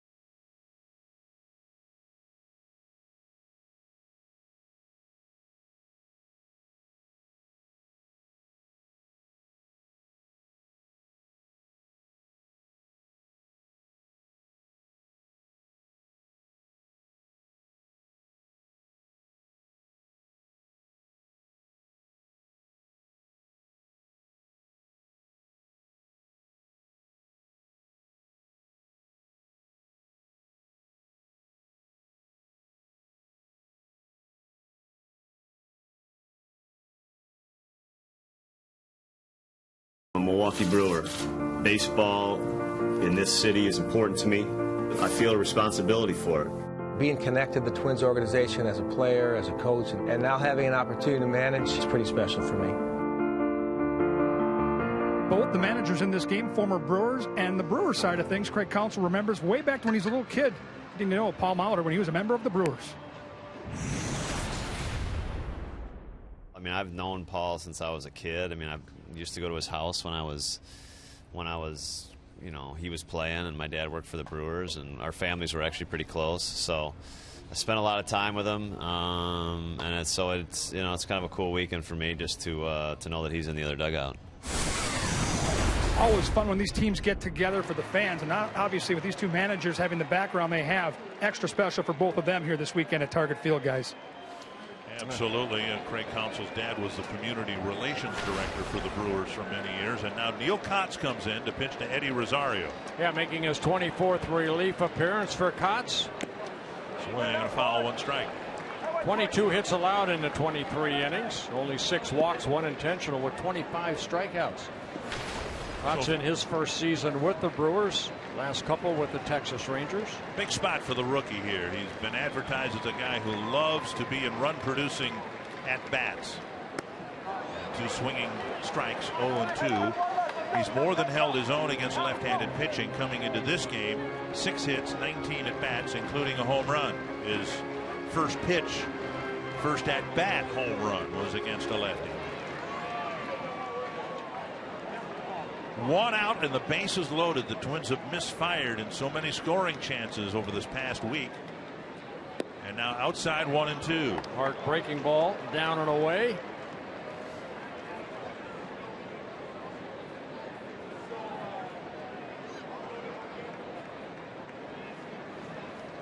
Neil Kotz, 35 years old. Came up with the White Sox. Pitched for the Cubs, the Rangers, now with the Brewers. 2-2. You know, one more thing about Greg Counsell's father, John. He was also an outfielder in the Twins organization for about 4 years. In the minor league system. So a baseball family. 2-2 to Rosario.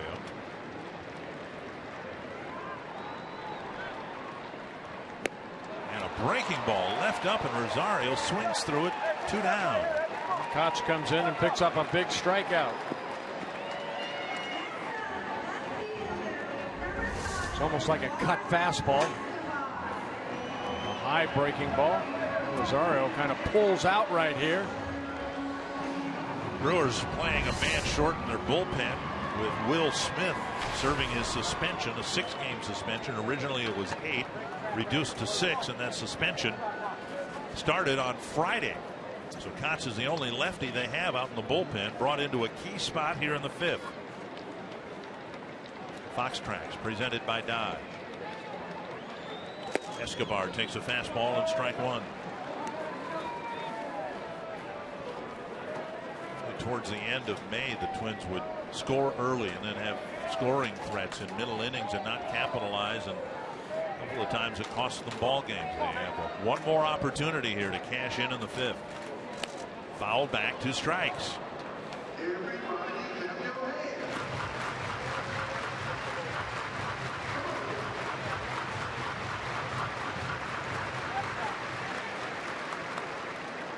A single, a line out, a walk, a single. And Kotz got a big strike out of Rosario, jumping ahead of Escobar quickly. 0-2. Checked his swing. 1-2.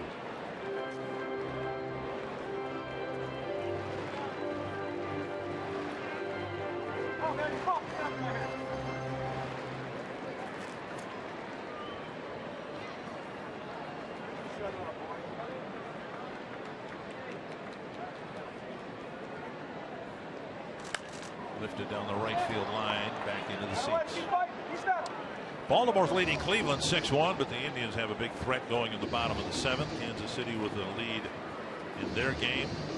Chicago leading Detroit. Of course, the Royals starting today a game behind the Twins. Open up a 3-game series here in Minnesota tomorrow night.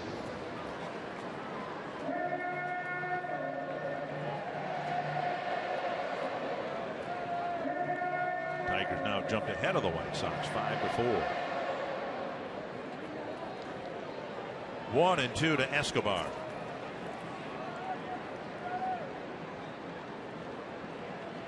Struck him out. And the Twins fill the bases with 1 out, but can't push even one more run across. It's still 2-0.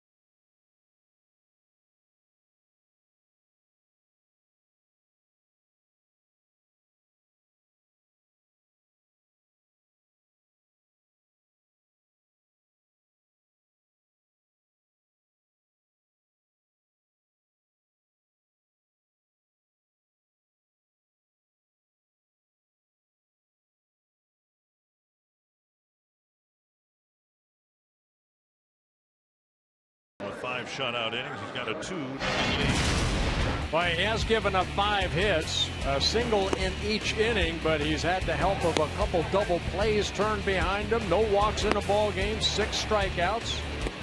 And the pitch count very good for Pelfrey after 5 innings, 64 pitches thrown. So with the 64, hopefully he can get into the 7th or 8th inning. Face Carlos Gomez to start the 6th.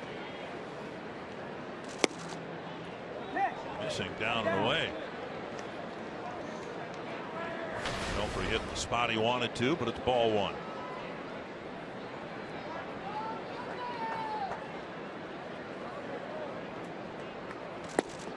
And there's a strike called, 1-1. Same pitch, different result.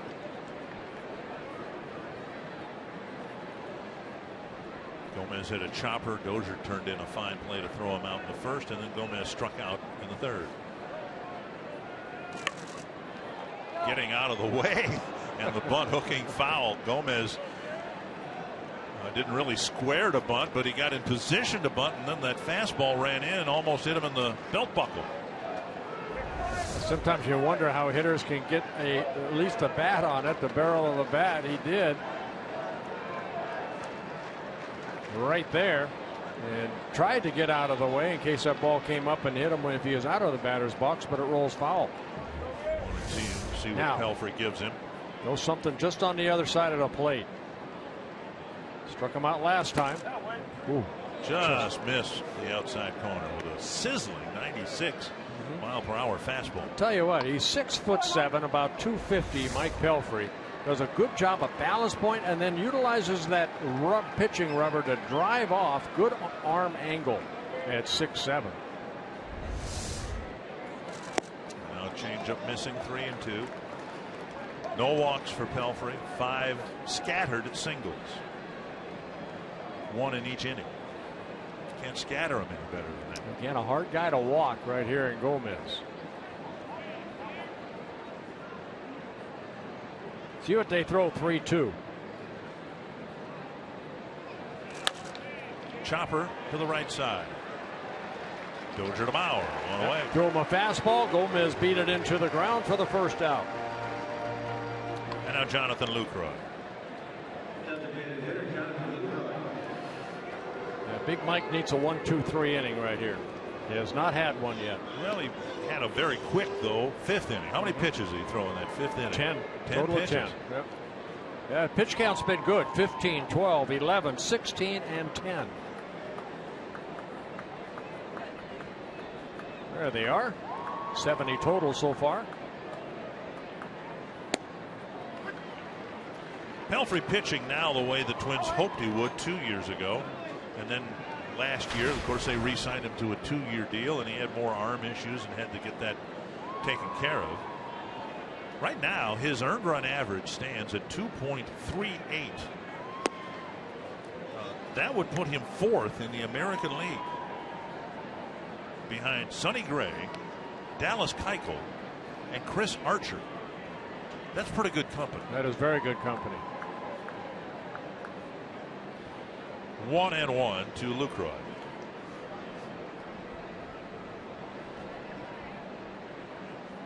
And then, of course, keeping in mind the fact that he was not supposed to be in the rotation at the start of the year. Yep. He was going to pitch out of the bullpen, and I don't think I'd ever would have even thought that anyone could say this with any degree of emphasis or accuracy. The Irvin Santana thing, if not a blessing in disguise, at least a silver lining. Nunez over to Mauer, 2 down.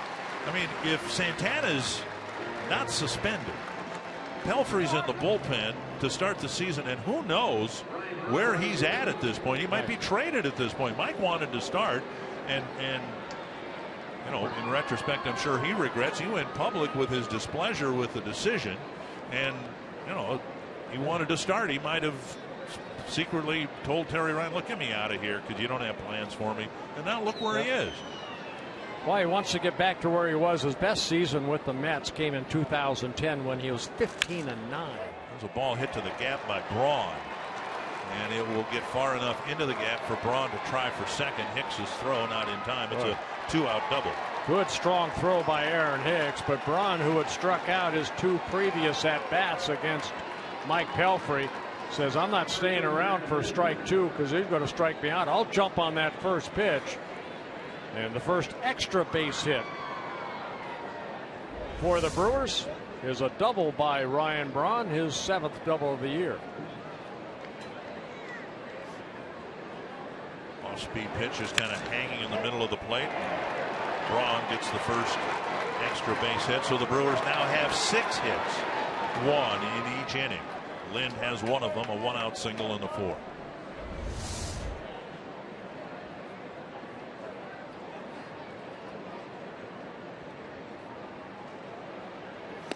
Off the plate, ball 1. Adam Lind over the winter getting traded from the Toronto Blue Jays to Milwaukee for right-handed pitcher Marco Estrada.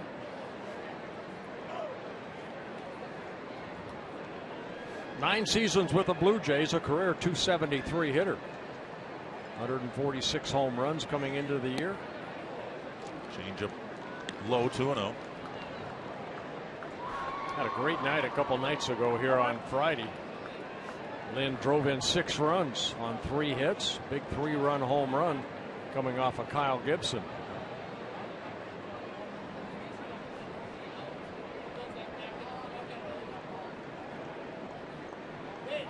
We've got partly cloudy skies here, and I'm surprised Lind is up there with dark tinted sunglasses. It's overcast right now, and there he is with dark sunglasses.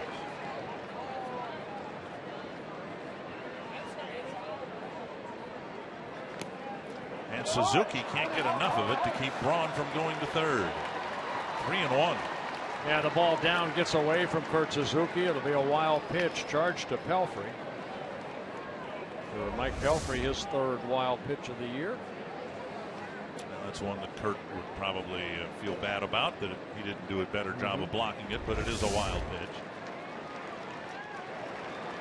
And suddenly the Brewers have a runner at third for the first time today. They hadn't gotten one to second base before Braun's double, and now 3-1 to the cleanup bag.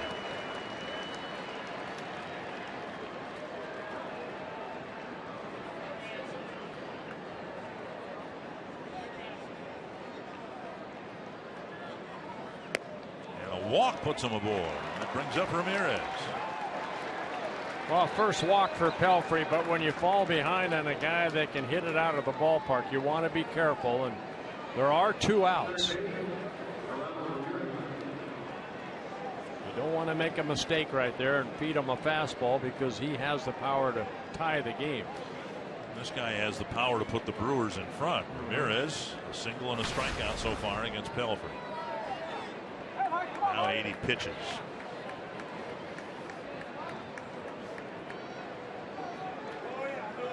First time the Brewers have had 2 runners on in an inning.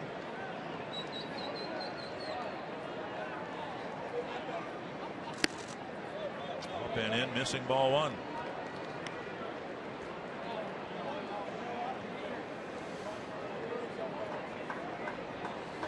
First 2 outs came easily here in the 6th, and now a double, a wild pitch, a walk.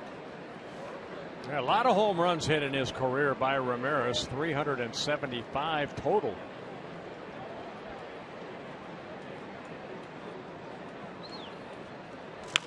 Bouncer to third. Nunez goes the short way to end the inning. Good job.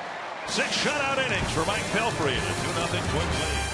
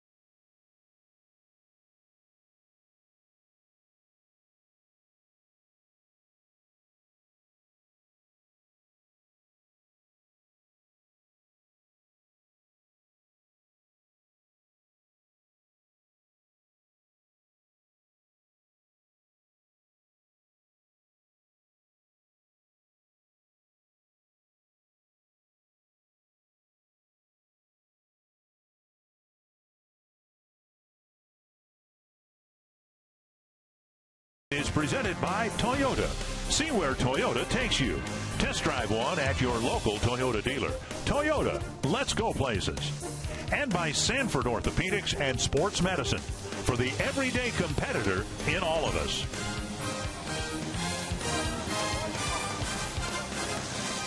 Eduardo Nunez will lead things off for the Twins in the 6th against Neil Kotz. Aaron Hicks and Danny Santana will follow. Yeah, Kotz came in relief of Fiers last inning, struck out the 2 batters to get out of the 5th inning when the Twins loaded the bases with 1 out.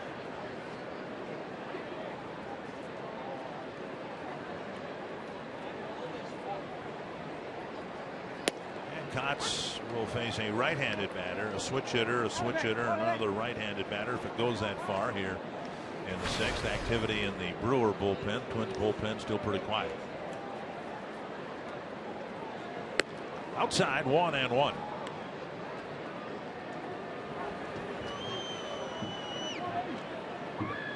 Michael Blasek warming up in the bullpen.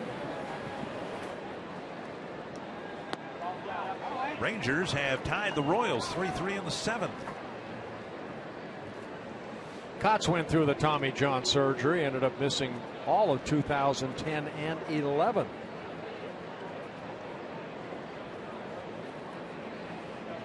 Nunez pops it up. Chasing it is Lind. 1 down. Bring up Aaron Hicks. You can follow Twins baseball all year with MLB.com at bat, the #1 app for live baseball. At bats up to the moment, at any moment, with in-game highlights, live look-ins, replay reviews, radio broadcast, statcast, and more. Get MLB.com at bat for your smartphone or tablet. It's a wonderful way to follow not just the Twins, but other games. Swing and a miss by Hicks, and of course other games are a lot more fun to follow when your team is winning and there are larger things at stake than just who won on that given night. Hicks with a single his last time up, first at bat today as a right-handed batter. And a bunt in the air over the Twins dugout. Boy, if he keeps that in fair territory, it might be a double down the right field line. Trying to push it between Lind and the mound with the left-hander Kotz out there, and that was nowhere near where he intended to bunt it. I hope. 0-2.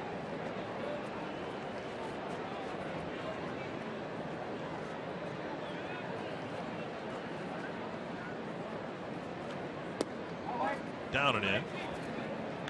You see Kotz, we don't get to see a lot of them, but coming back from that Tommy John, he did a good job last year for the Rangers. 73 relief appearances out of that bullpen, and signing with the Brewers. 2-2. That hard slider. One thing Hicks has going for him over some other hitters who are learning up here and trying to solidify their placement on a big league roster, Hicks has got a pretty good eye. And you'll see him chase. Every hitter does that, but generally does a better job than some, at least, in terms of staying in the strike zone. Tapping it foul. You know, you've seen me try to hit as an old man, so you probably can imagine I wasn't very good as a teenager either. But if I had any ability to hit, I think I'd want Tom Bernansky as my hitting coach. You can hear him every at bat trying to encourage these guys and staying focused. And 2-2. Foul back. Well, what they have today, and see Bruno, he's got that pad in his hand. They're actually looking at it right now. They have scouting reports on every pitcher.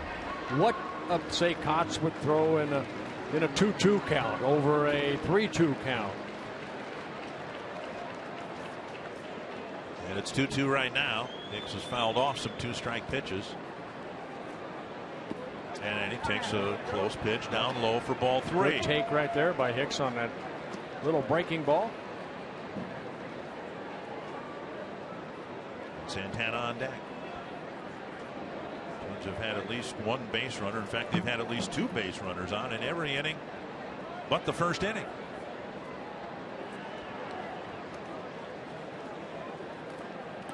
And there's a good walk taken by Aaron Hicks. He fell behind very quickly, 0-2. Took some close pitches and then ended up taking some pitches that weren't close at all.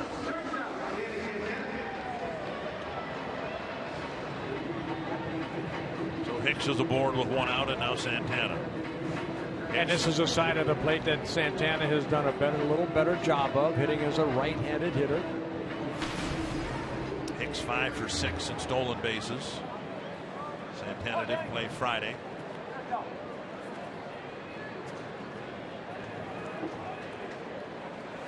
Santana hitting .263 as a right-handed hitter. He takes strike 1. You're on the on-deck circle. You're watching Kotz, and he's throwing all the breaking balls to Aaron Hicks. And what's he do to you? First pitch, fastball, get ahead in the count.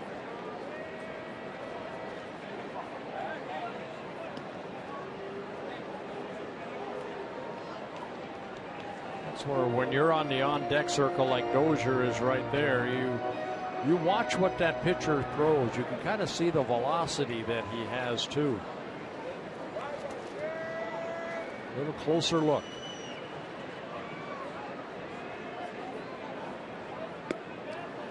And Santana fooled in the half swing for strike 2. Yeah, we've seen a lot of those swings from Danny Santana, even when he struck out in the 4th inning. Not a good swing. Right now he looks overmatched, and that's not a good thing. Overmatched and tentative. 0-2. Dozier on deck. See if Hicks takes off here. Roll to the right side. He got a base hit. There you go. And Hicks will go to second base. Yeah, on an 0-2 pitch. Put the ball in play. It's the second ball we've seen Perez make an effort for, but come up inches short. And so we'll see what the Twins can do. And again, here in the 6th, they put 2 runners on. Well, pitcher's mistake right there. And Greg Counsell coming out. Looks like there'll be a pitching change for Brian Dozier, but that little cutter stayed in. And hey, good at bat for Santana. Cannot be afraid to fail at this level. That ball went underneath the glove of Perez. So a pitching change here for the Brewers. The Twins have put together yet another scoring threat, leading 2-0.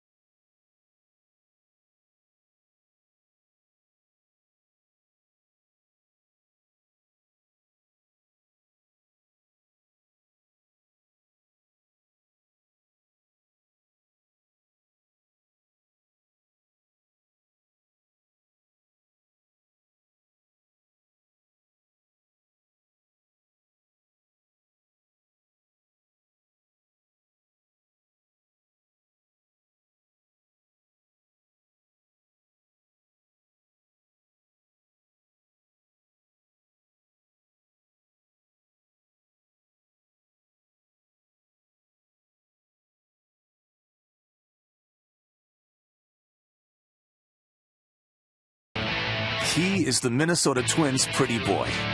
And boy, is he pretty good at baseball. Brian Dozier sends one into the upper deck. The 5'11", 200-pound emerging leader of the Twins. You know his swagger, his smile, his sizzle. You know his highlights and the hair. You know he's beloved by his coaches and teammates. Dozier with a stop, comes up firing. What a play! That might be his best play of the year. Brian Dozier walks off the White Sox. More freedom and flair than fear and awe. seduced by promise, captivated by his potential. We know where Brian Dozier has been. Where does he go from here?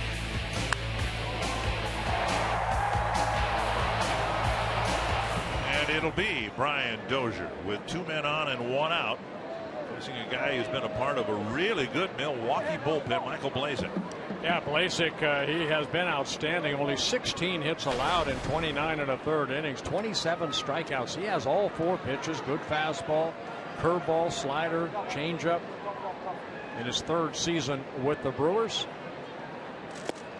Brings a curve over the inside corner for a strike. Opponent batting average of 154. And in 29 1/3 innings, he's not given up a home run. Yeah, he did some starting in the minor leagues, but basically at the major league level, used as a reliever. Dozier with a fly to center, a walk, and a single.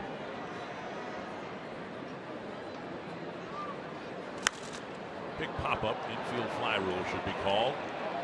Perez. Dozier retired, 2 down. That'll bring up Suzuki. Twins have only left 7 men on, but it just seems like they've left 17 men on. They've had ample opportunities to score. When they got their 2 runs in the 2nd, they should have scored a 3rd run. They had 1st and 2nd, nobody out in the 3rd. 1st and 3rd, 2 out in the 4th. Bases loaded, 1 out in the 5th. And 1st and 2nd, 2 away for Suzuki. Well, we have seen in the past when the Twins win, it's guys picking up each other.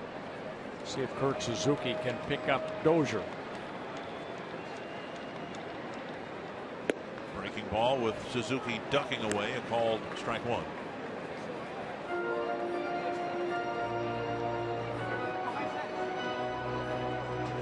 Brewers have a lot of issues. We've done our best to describe them to you over the weekend, but the bullpen isn't one of them. They've got a good closer. Blazek's done well. Will Smith, not pitching in this series, has done a good job for them this year. Suzuki to right center field. Gomez will chase it. Chase it down in the gap. And Gomez firing it back to the infield, even though there were 3 out. Somebody get him some rocks.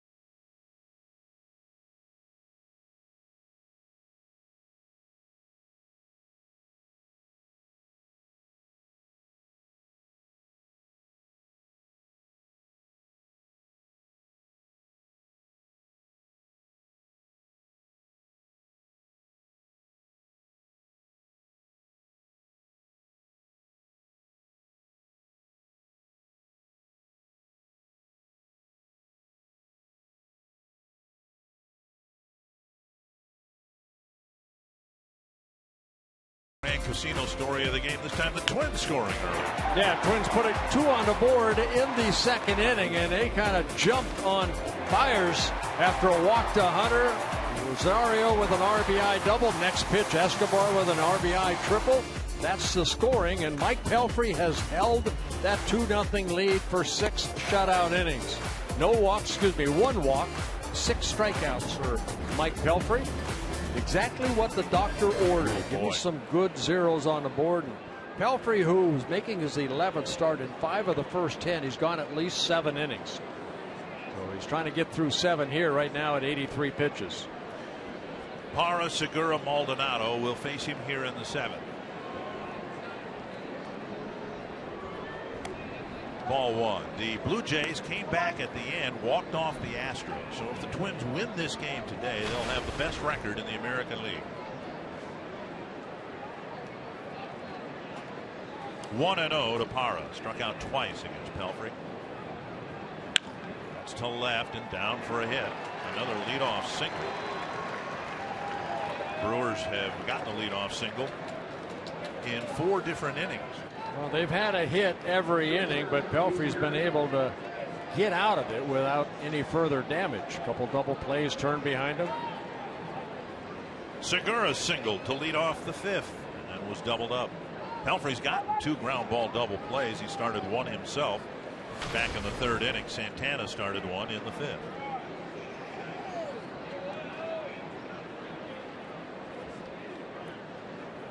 Strike on the outside corner. Fastball still there at 93 to 95. Then he throws that splitter in the upper 70s.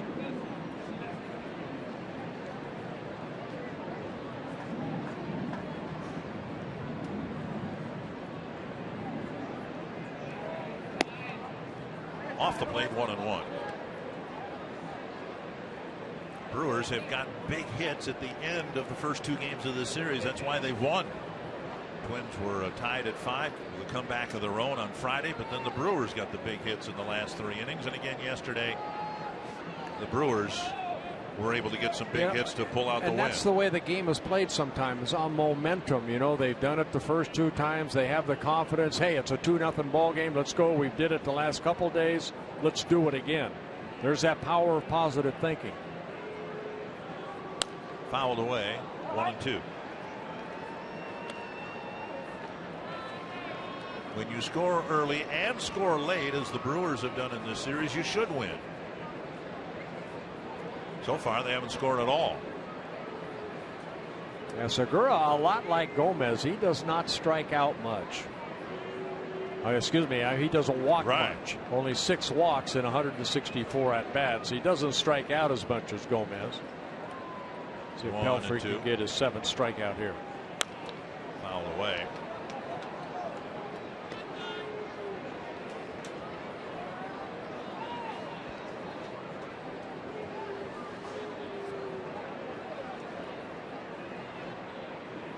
Segura, just 25 years old, originally signed by the Angels back in 2007 out of the Dominican Republic. Played a little bit with the Angels in 2012, then traded over to the Brewers. Came over in the Zach Greinke trade.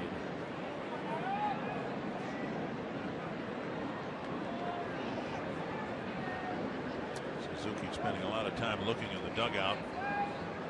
He will signal Pelfrey if the dugout wants a throw over, step off, a pitch out.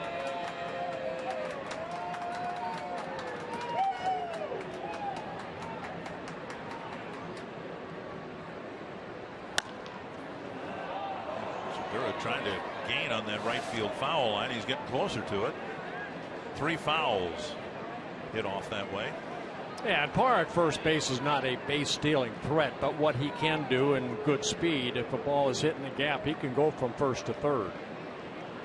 Only 1 stolen base in 1 attempt.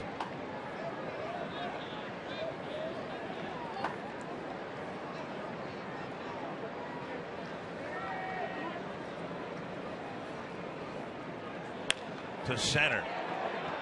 And Hicks with the catch. One away. A well hit ball for the first out. That ball stayed up in the air, allowed Aaron Hicks to come charging in and get that line drive out. Segura hit it sharply, but right at Aaron Hicks. You know, we talk about Aaron Hicks, you know, not driving in a lot of runs, but he has saved a lot of runs out in center field. Here is Maldonado. What position does he play? He's a catcher, and what do you expect out of catchers? If you can get a ground ball. He did it last time in the 5th inning. He had a ground ball to Santana. Suzuki sets up, down, and away. And Maldonado threatens to bunt, ball 1. Well, Nunez was playing a deep third base, and he continues to backpedal.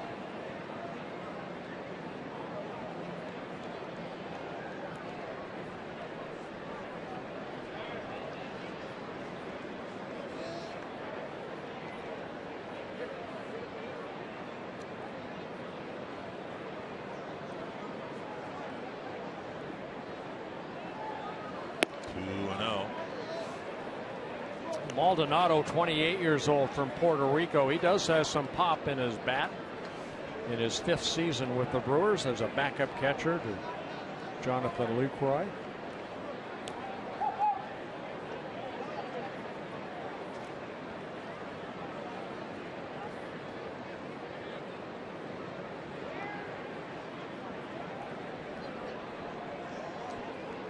Two and oh.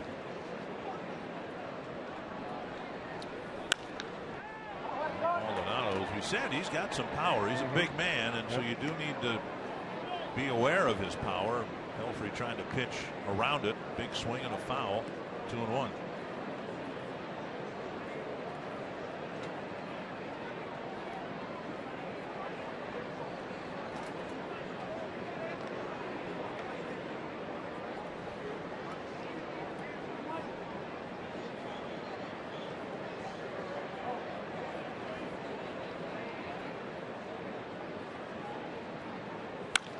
To Dozier. 4, 6, 3. And Pelfrey gets another double play grounder.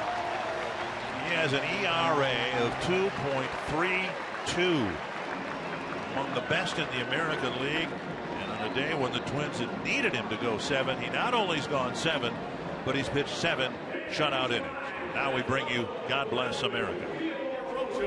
From Theodore Roosevelt Medora Foundation of Medora, North Dakota. The president is going to lead us in the singing of God Bless America. God bless America, land that I love. Stand beside her and guide her through the night with the light from above. From the mountains to the prairies, to the oceans, white with foam. God bless America, my home, sweet home. God bless America, my home, sweet home.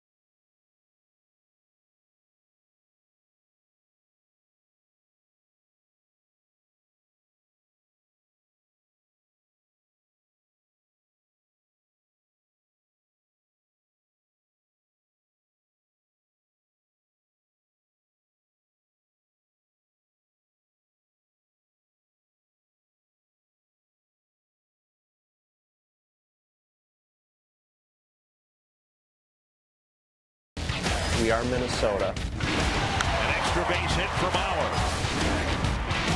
We are Wisconsin. See you later, Ryan Braun. Wow.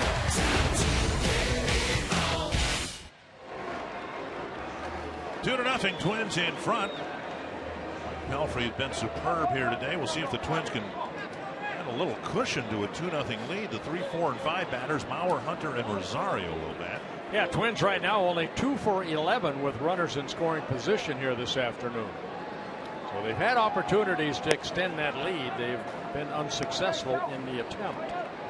Always like it when we bring you God Bless America on a Sunday afternoon. And guy singing it from Theodore Roosevelt School and look like Theodore Roosevelt. I think I'm going to do that. I'm going to try to look like a former U.S. president. I might already look like Millard Fillmore. Who knows what Millard Fillmore looked like? I was going to say Lyndon Johnson. How about Nixon? Richard? Yeah. I mean, a former, might probably, I guess, is the only former president with the first name of Richard like me. Right. I'm going to come back someday looking like Richard Nixon. America's most popular president. Swing and a miss, 2-2. Bauer 0 for 2 with a walk. Torrey Hunter with a walk and a single. Rosario with a double. Twins out hitting the Brewers 8-7, but they got a walk and 2 extra base hits in succession back in the second inning to score their 2 runs. Bouncer to second, hit right at Perez, 1 down. I just saw a picture of Millard Fillmore, and thankfully I don't look anything like him. Oh, no, he's way too good looking. 1 down. I don't know, Pete Vukovich, Don Sutton, maybe? No, Don Sutton didn't. He didn't pitch that. Mike Caldwell. Mike Caldwell, okay. Mike Caldwell and Jim Slayton. Yeah, we got half of it right, that's all. Oh, Jim Slayton, yeah. Pitched a lot of years for the Brewers. Right-handed pitcher, Caldwell a lefty. Easy answer to a bit of Twins trivia. Kirby Puckett's first major league game, he got 4 hits, and Jim Slayton gave up, I think, 3 of the 4. He was the starting pitcher for the Angels then. 1 strike to Hunter. Tapper left side of the infield. Segura throws Hunter out, 2 down.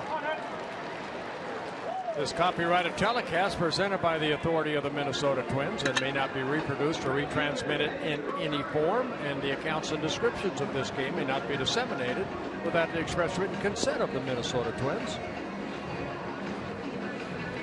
Eddie Rosario, the batter. The Twins have not been retired 1-2-3 since the first inning.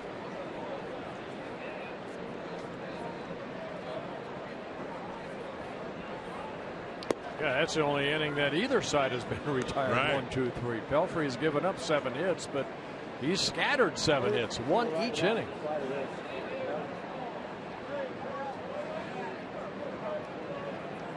Inside a ball. Perez, the number 9 hitter, will be scheduled to lead off the bottom of the 8th. Pelfrey with a towel around his shoulders, but he's at 94 pitches. The circumstances and how effective he's been, might be asked to go out and pitch the 8th.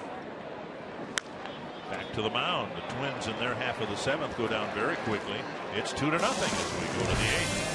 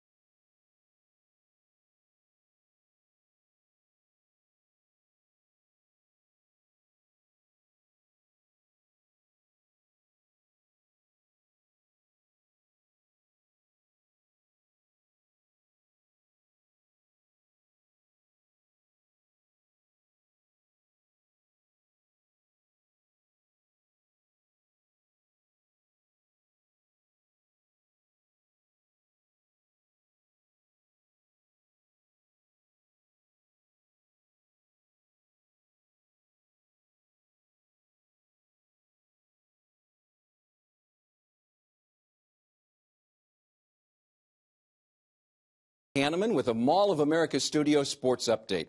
The Twins homestand resumes tomorrow at Target Field with an important 3-game series against Kansas City here on Fox Sports North. We start our coverage with Twins Live at 6:30 Monday, immediately followed by Game 1, the Twins and Royals series, a battle for the AL Central lead, starting tomorrow night on Fox Sports North. Should be fun. The Royals have just retaken the lead in the 8th inning over the Rangers. It's 4-3, top of the 9th. Kansas City. Hernan Perez will lead off the 8th against Mike Pelfrey.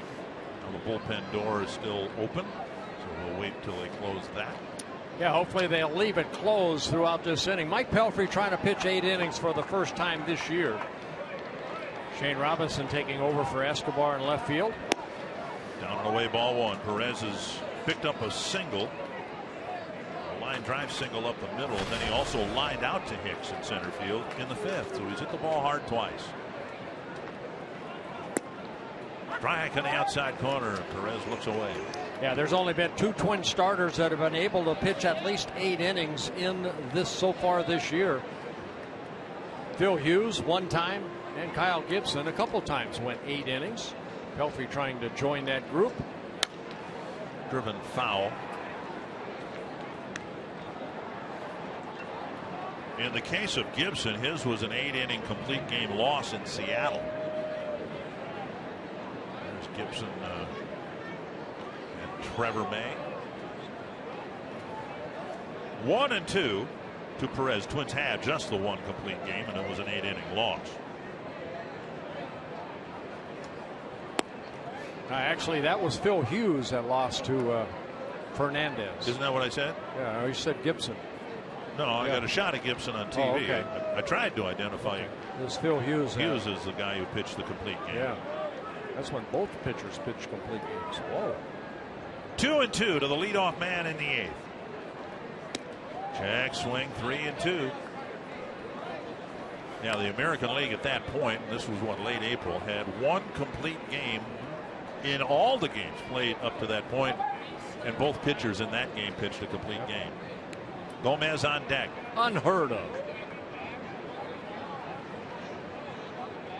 Pelfrey with just 1 walk. It came with 2 outs in the 6th. Chopped foul. Yeah, right now in the American League, there are 21 complete games. Toronto Blue Jays with the most with 5. 100 pitches for Pelfrey. Great afternoon so far. Keep it going. A high of 18 in the 6th inning when he gave up a 2-out double, a 2-out walk, but didn't give up a run. Strike 3 on the outside corner, and Perez walks away, and that pitch from up here looked like it was inches outside. 1 down. Oh, come on, that's a strike, and it's strikeout number 7 for Pelfrey. Fox Strikes presented by Carrier. Look at this. That is a strike. Yeah, you're right. I beg your pardon. My apologies. Thank you. Not so much to you, but to Brian Knight. That did have a little tailing action that clipped the corner. You saw Suzuki pretty much saying, here, throw it down the middle of the plate because we're not going to walk this guy. And it just clipped the corner. Strike 1 to Gomez.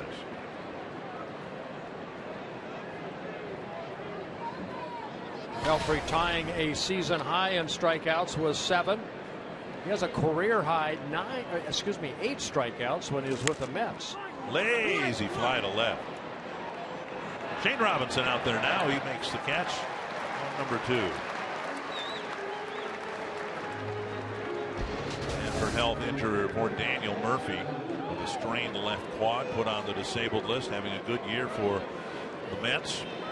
And you'd have to include the Mets on a list of surprise teams this year. Started the day just a half game behind the Nationals. If the Twins can get 4 more outs here without losing this lead, you'd have to put the Twins at the top of the list of surprise teams. They'll have the best record in the American League, second in the major leagues to the Cardinals. Well, Mike Pelfrey making his 194th start here this afternoon. 59 wins in his career. He has 4 complete games. He's never pitched a major league shutout.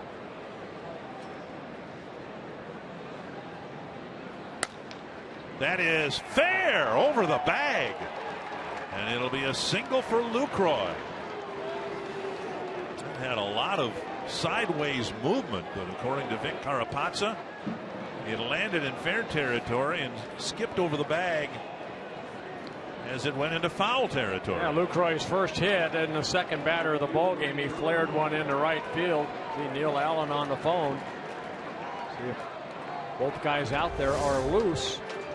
But a pitch outer half of the plate, and Lucroy just hitting this ball right down that line and staying fair. Paul Molitor to the mound. He's not signaled yet. Tying run at the plate in Ryan Braun. And he's going to leave Iron Mike in. A move met with applause here by the Twins fans. And that just a foreshadowing of the applause that Pelfrey himself will get if he can get Braun. Yep, and you know what? That's a good move in my opinion, but you hope that it works out. Braun homered in his first at bat yesterday. Hit a ball hard his last time up, getting a double. He jumped on that first pitch. Remember, Pelfrey struck him out in his first 2 at bats.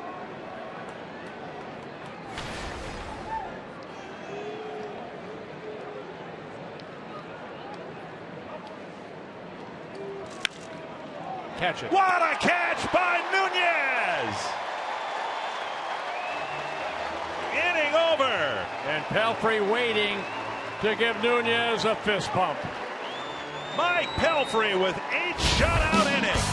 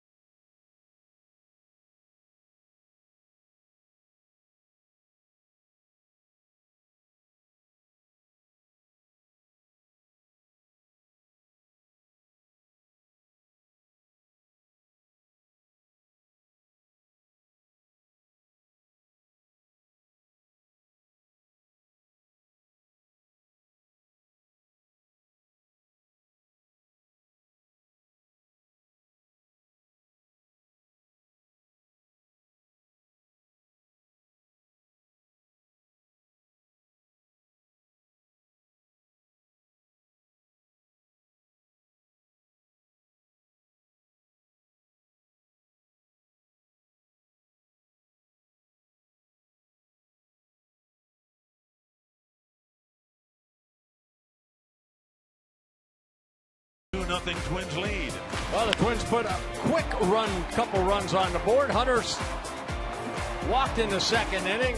Rosario with an RBI double, followed on the next pitch by Escobar's RBI triple. 2-0 Twins lead and the second inning. And Mike Pelfrey, 8 shutout innings. Gave up a hit each inning, but boy, did he bear down. 3 double plays turned behind Pelfrey here this afternoon. 105 pitches for Pelfrey, 72 were strikes. So pitcher catcher saying thank you. Mike Pelfrey to Kurt Suzuki. 8 shutout innings is great in any context, but in this context, given the overworked Twins bullpen, absolute godsend for the Twins that Pelfrey is able to go 8 innings. And now Shane Robinson's first plate appearance. He takes ball 1. Robinson, Nunez, and Hicks. And a strike at the knees. Yeah, Corey Knebel coming in out of that bullpen. He worked here on Friday night, one shutout inning as he worked the 9th inning. Slice foul. Watch out. Hey, we're happy to announce, too, the young lady that got hit by that bat in Boston. They say that she is recovering. She's expected to survive, and it gives you some idea what the magnitude of the injury, that there was some doubt whether it was not going to be a fatal incident, but we're happy to report that. Absolutely. 2-2 to Robinson.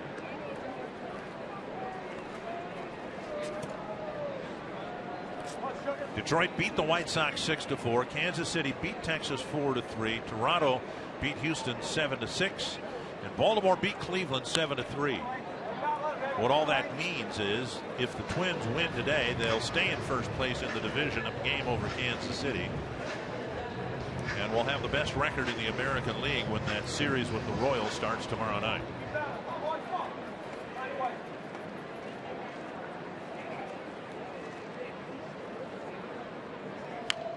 Tapped up the line, foul.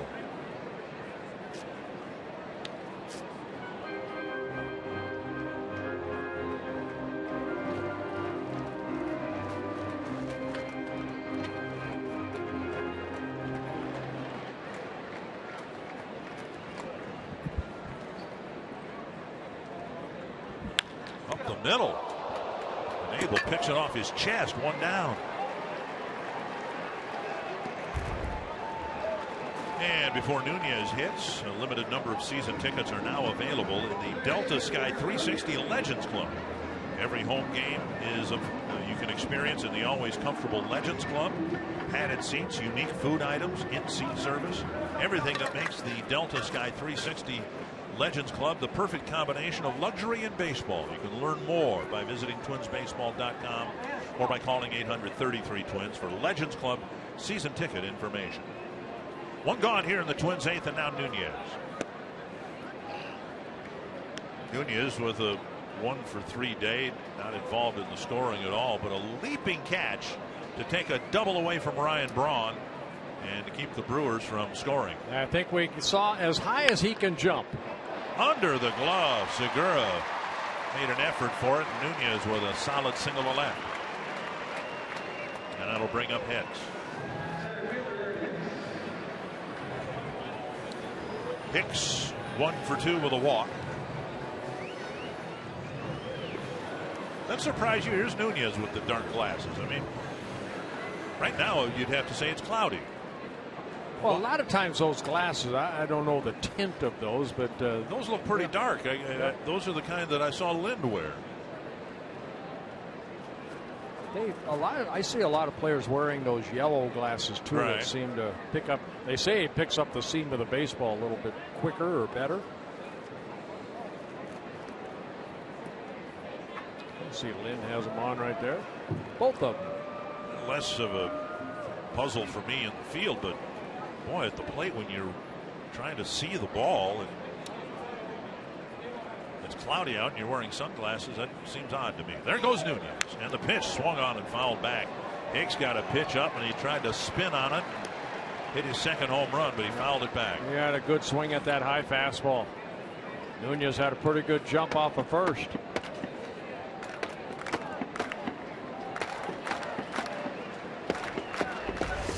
That high fastball we've seen Hicks just get underneath it.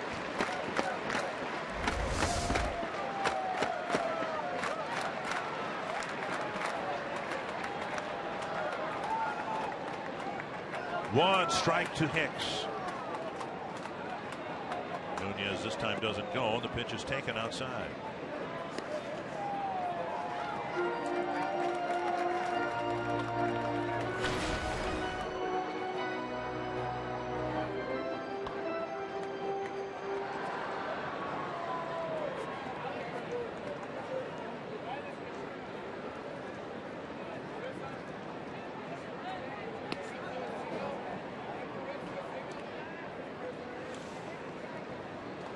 Nunez 0 for 2 in stolen base attempts, but he can steal a base. He gets the right jump. Got a good jump on the first pitch, the pitch that resulted in Hicks fouling it to the screen.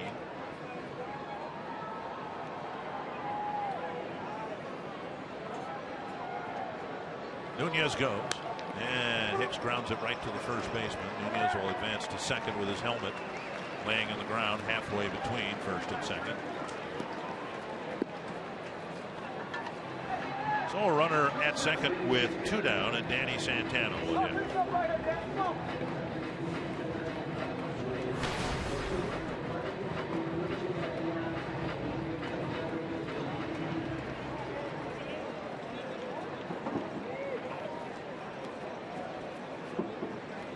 Santana with a single his last time up.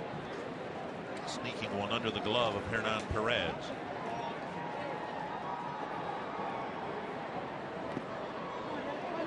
Breaking ball and a swing and a miss. 1 strike.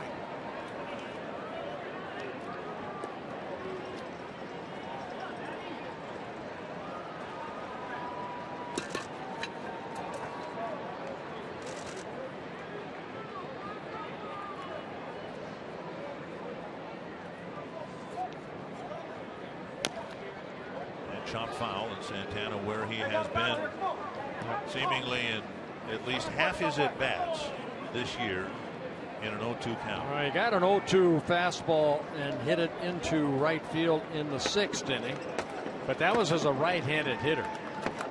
This is the side of the plate that he has struggled, hitting under 200. 2 straight breaking balls.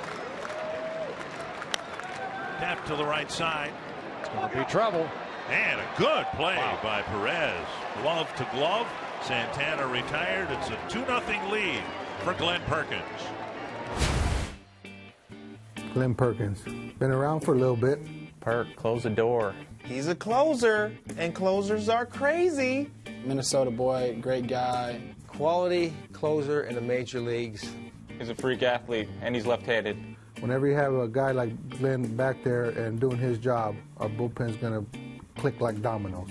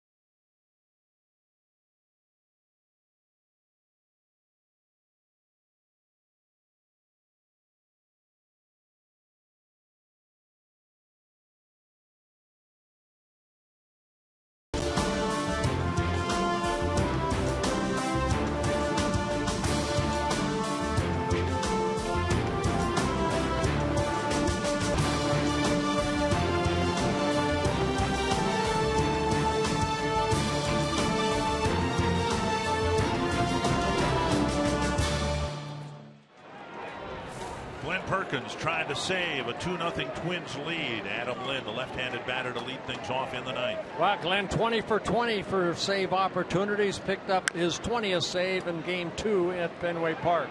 Dozier in time to get him. Playing a deep second base, and the ball nubbed beyond Perkins' reach.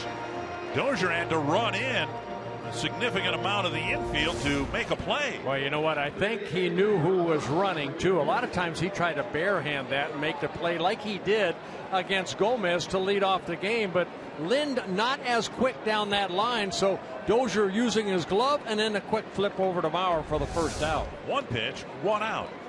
going to break, we heard Eddie Guardado talking about when Glenn Perkins does his job, it's just like one domino falling into another. Well, today, Twins are using just 2 dominoes. Starting pitcher went 8, and Perkins trying to get the 3 outs in the 9th. Fouled away, 1-1.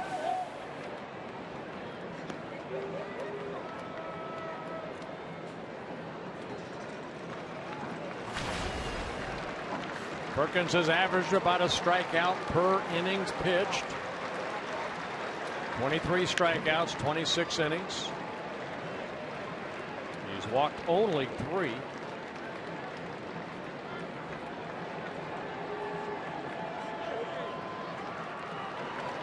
Perkins started the day with a 3-save lead over a couple of relievers. Here's the ball punched down the right field line to the corner. Foul, not by much.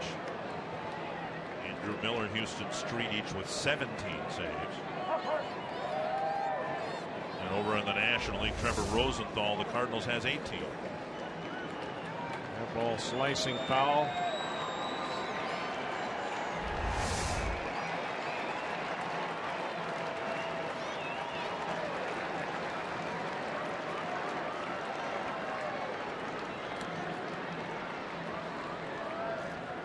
Strike 3. And Ramirez knew it. A hard breaking ball gets the first strikeout for Perkins. CenturyLink, what's next? A 3-game series. Kansas City's second trip to Minnesota. Jason Vargas, Chris Young, Edison Volquez, Hughes, May, and Gibson, the starters. Gerardo Parra, the batter. Last hope for the Brewers.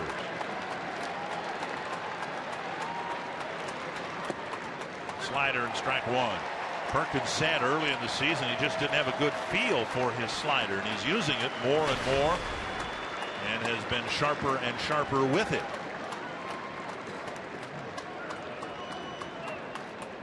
One and one. Such a great strike 1 pitch for him, because most of hitters would look fastball. He's a guy that comes in and goes right at you with this fastball. Basically fastball slider. Missing inside, 2-1. If Parra extends the game, Gene Segura would hit.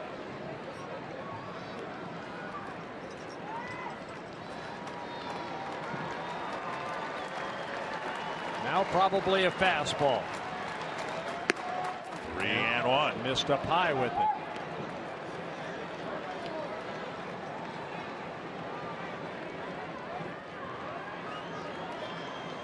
Got to challenge him right here. Don't want to walk him. And he walked him, missed the outside corner, and now Segura will come to the plate. Segura with a fly to right, a line drive to center, and a single in the 5th inning.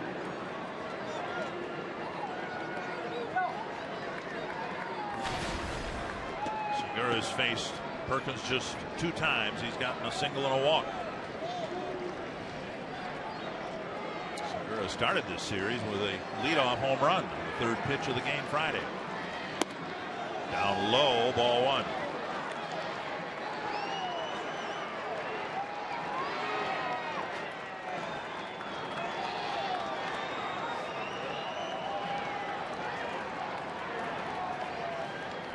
Chop to first.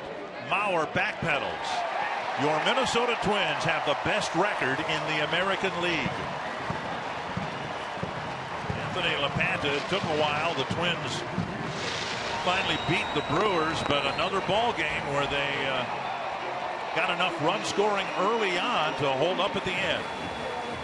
And by avoiding the sweep, they know they'll open the first place showdown with the Royals in first place in the American League Central. We'll preview that next. We'll hear from Paul Molitor, and we'll show you how Mike Pelfrey diced up the Brewers today. All coming up on Twins Live, presented by CenturyLink.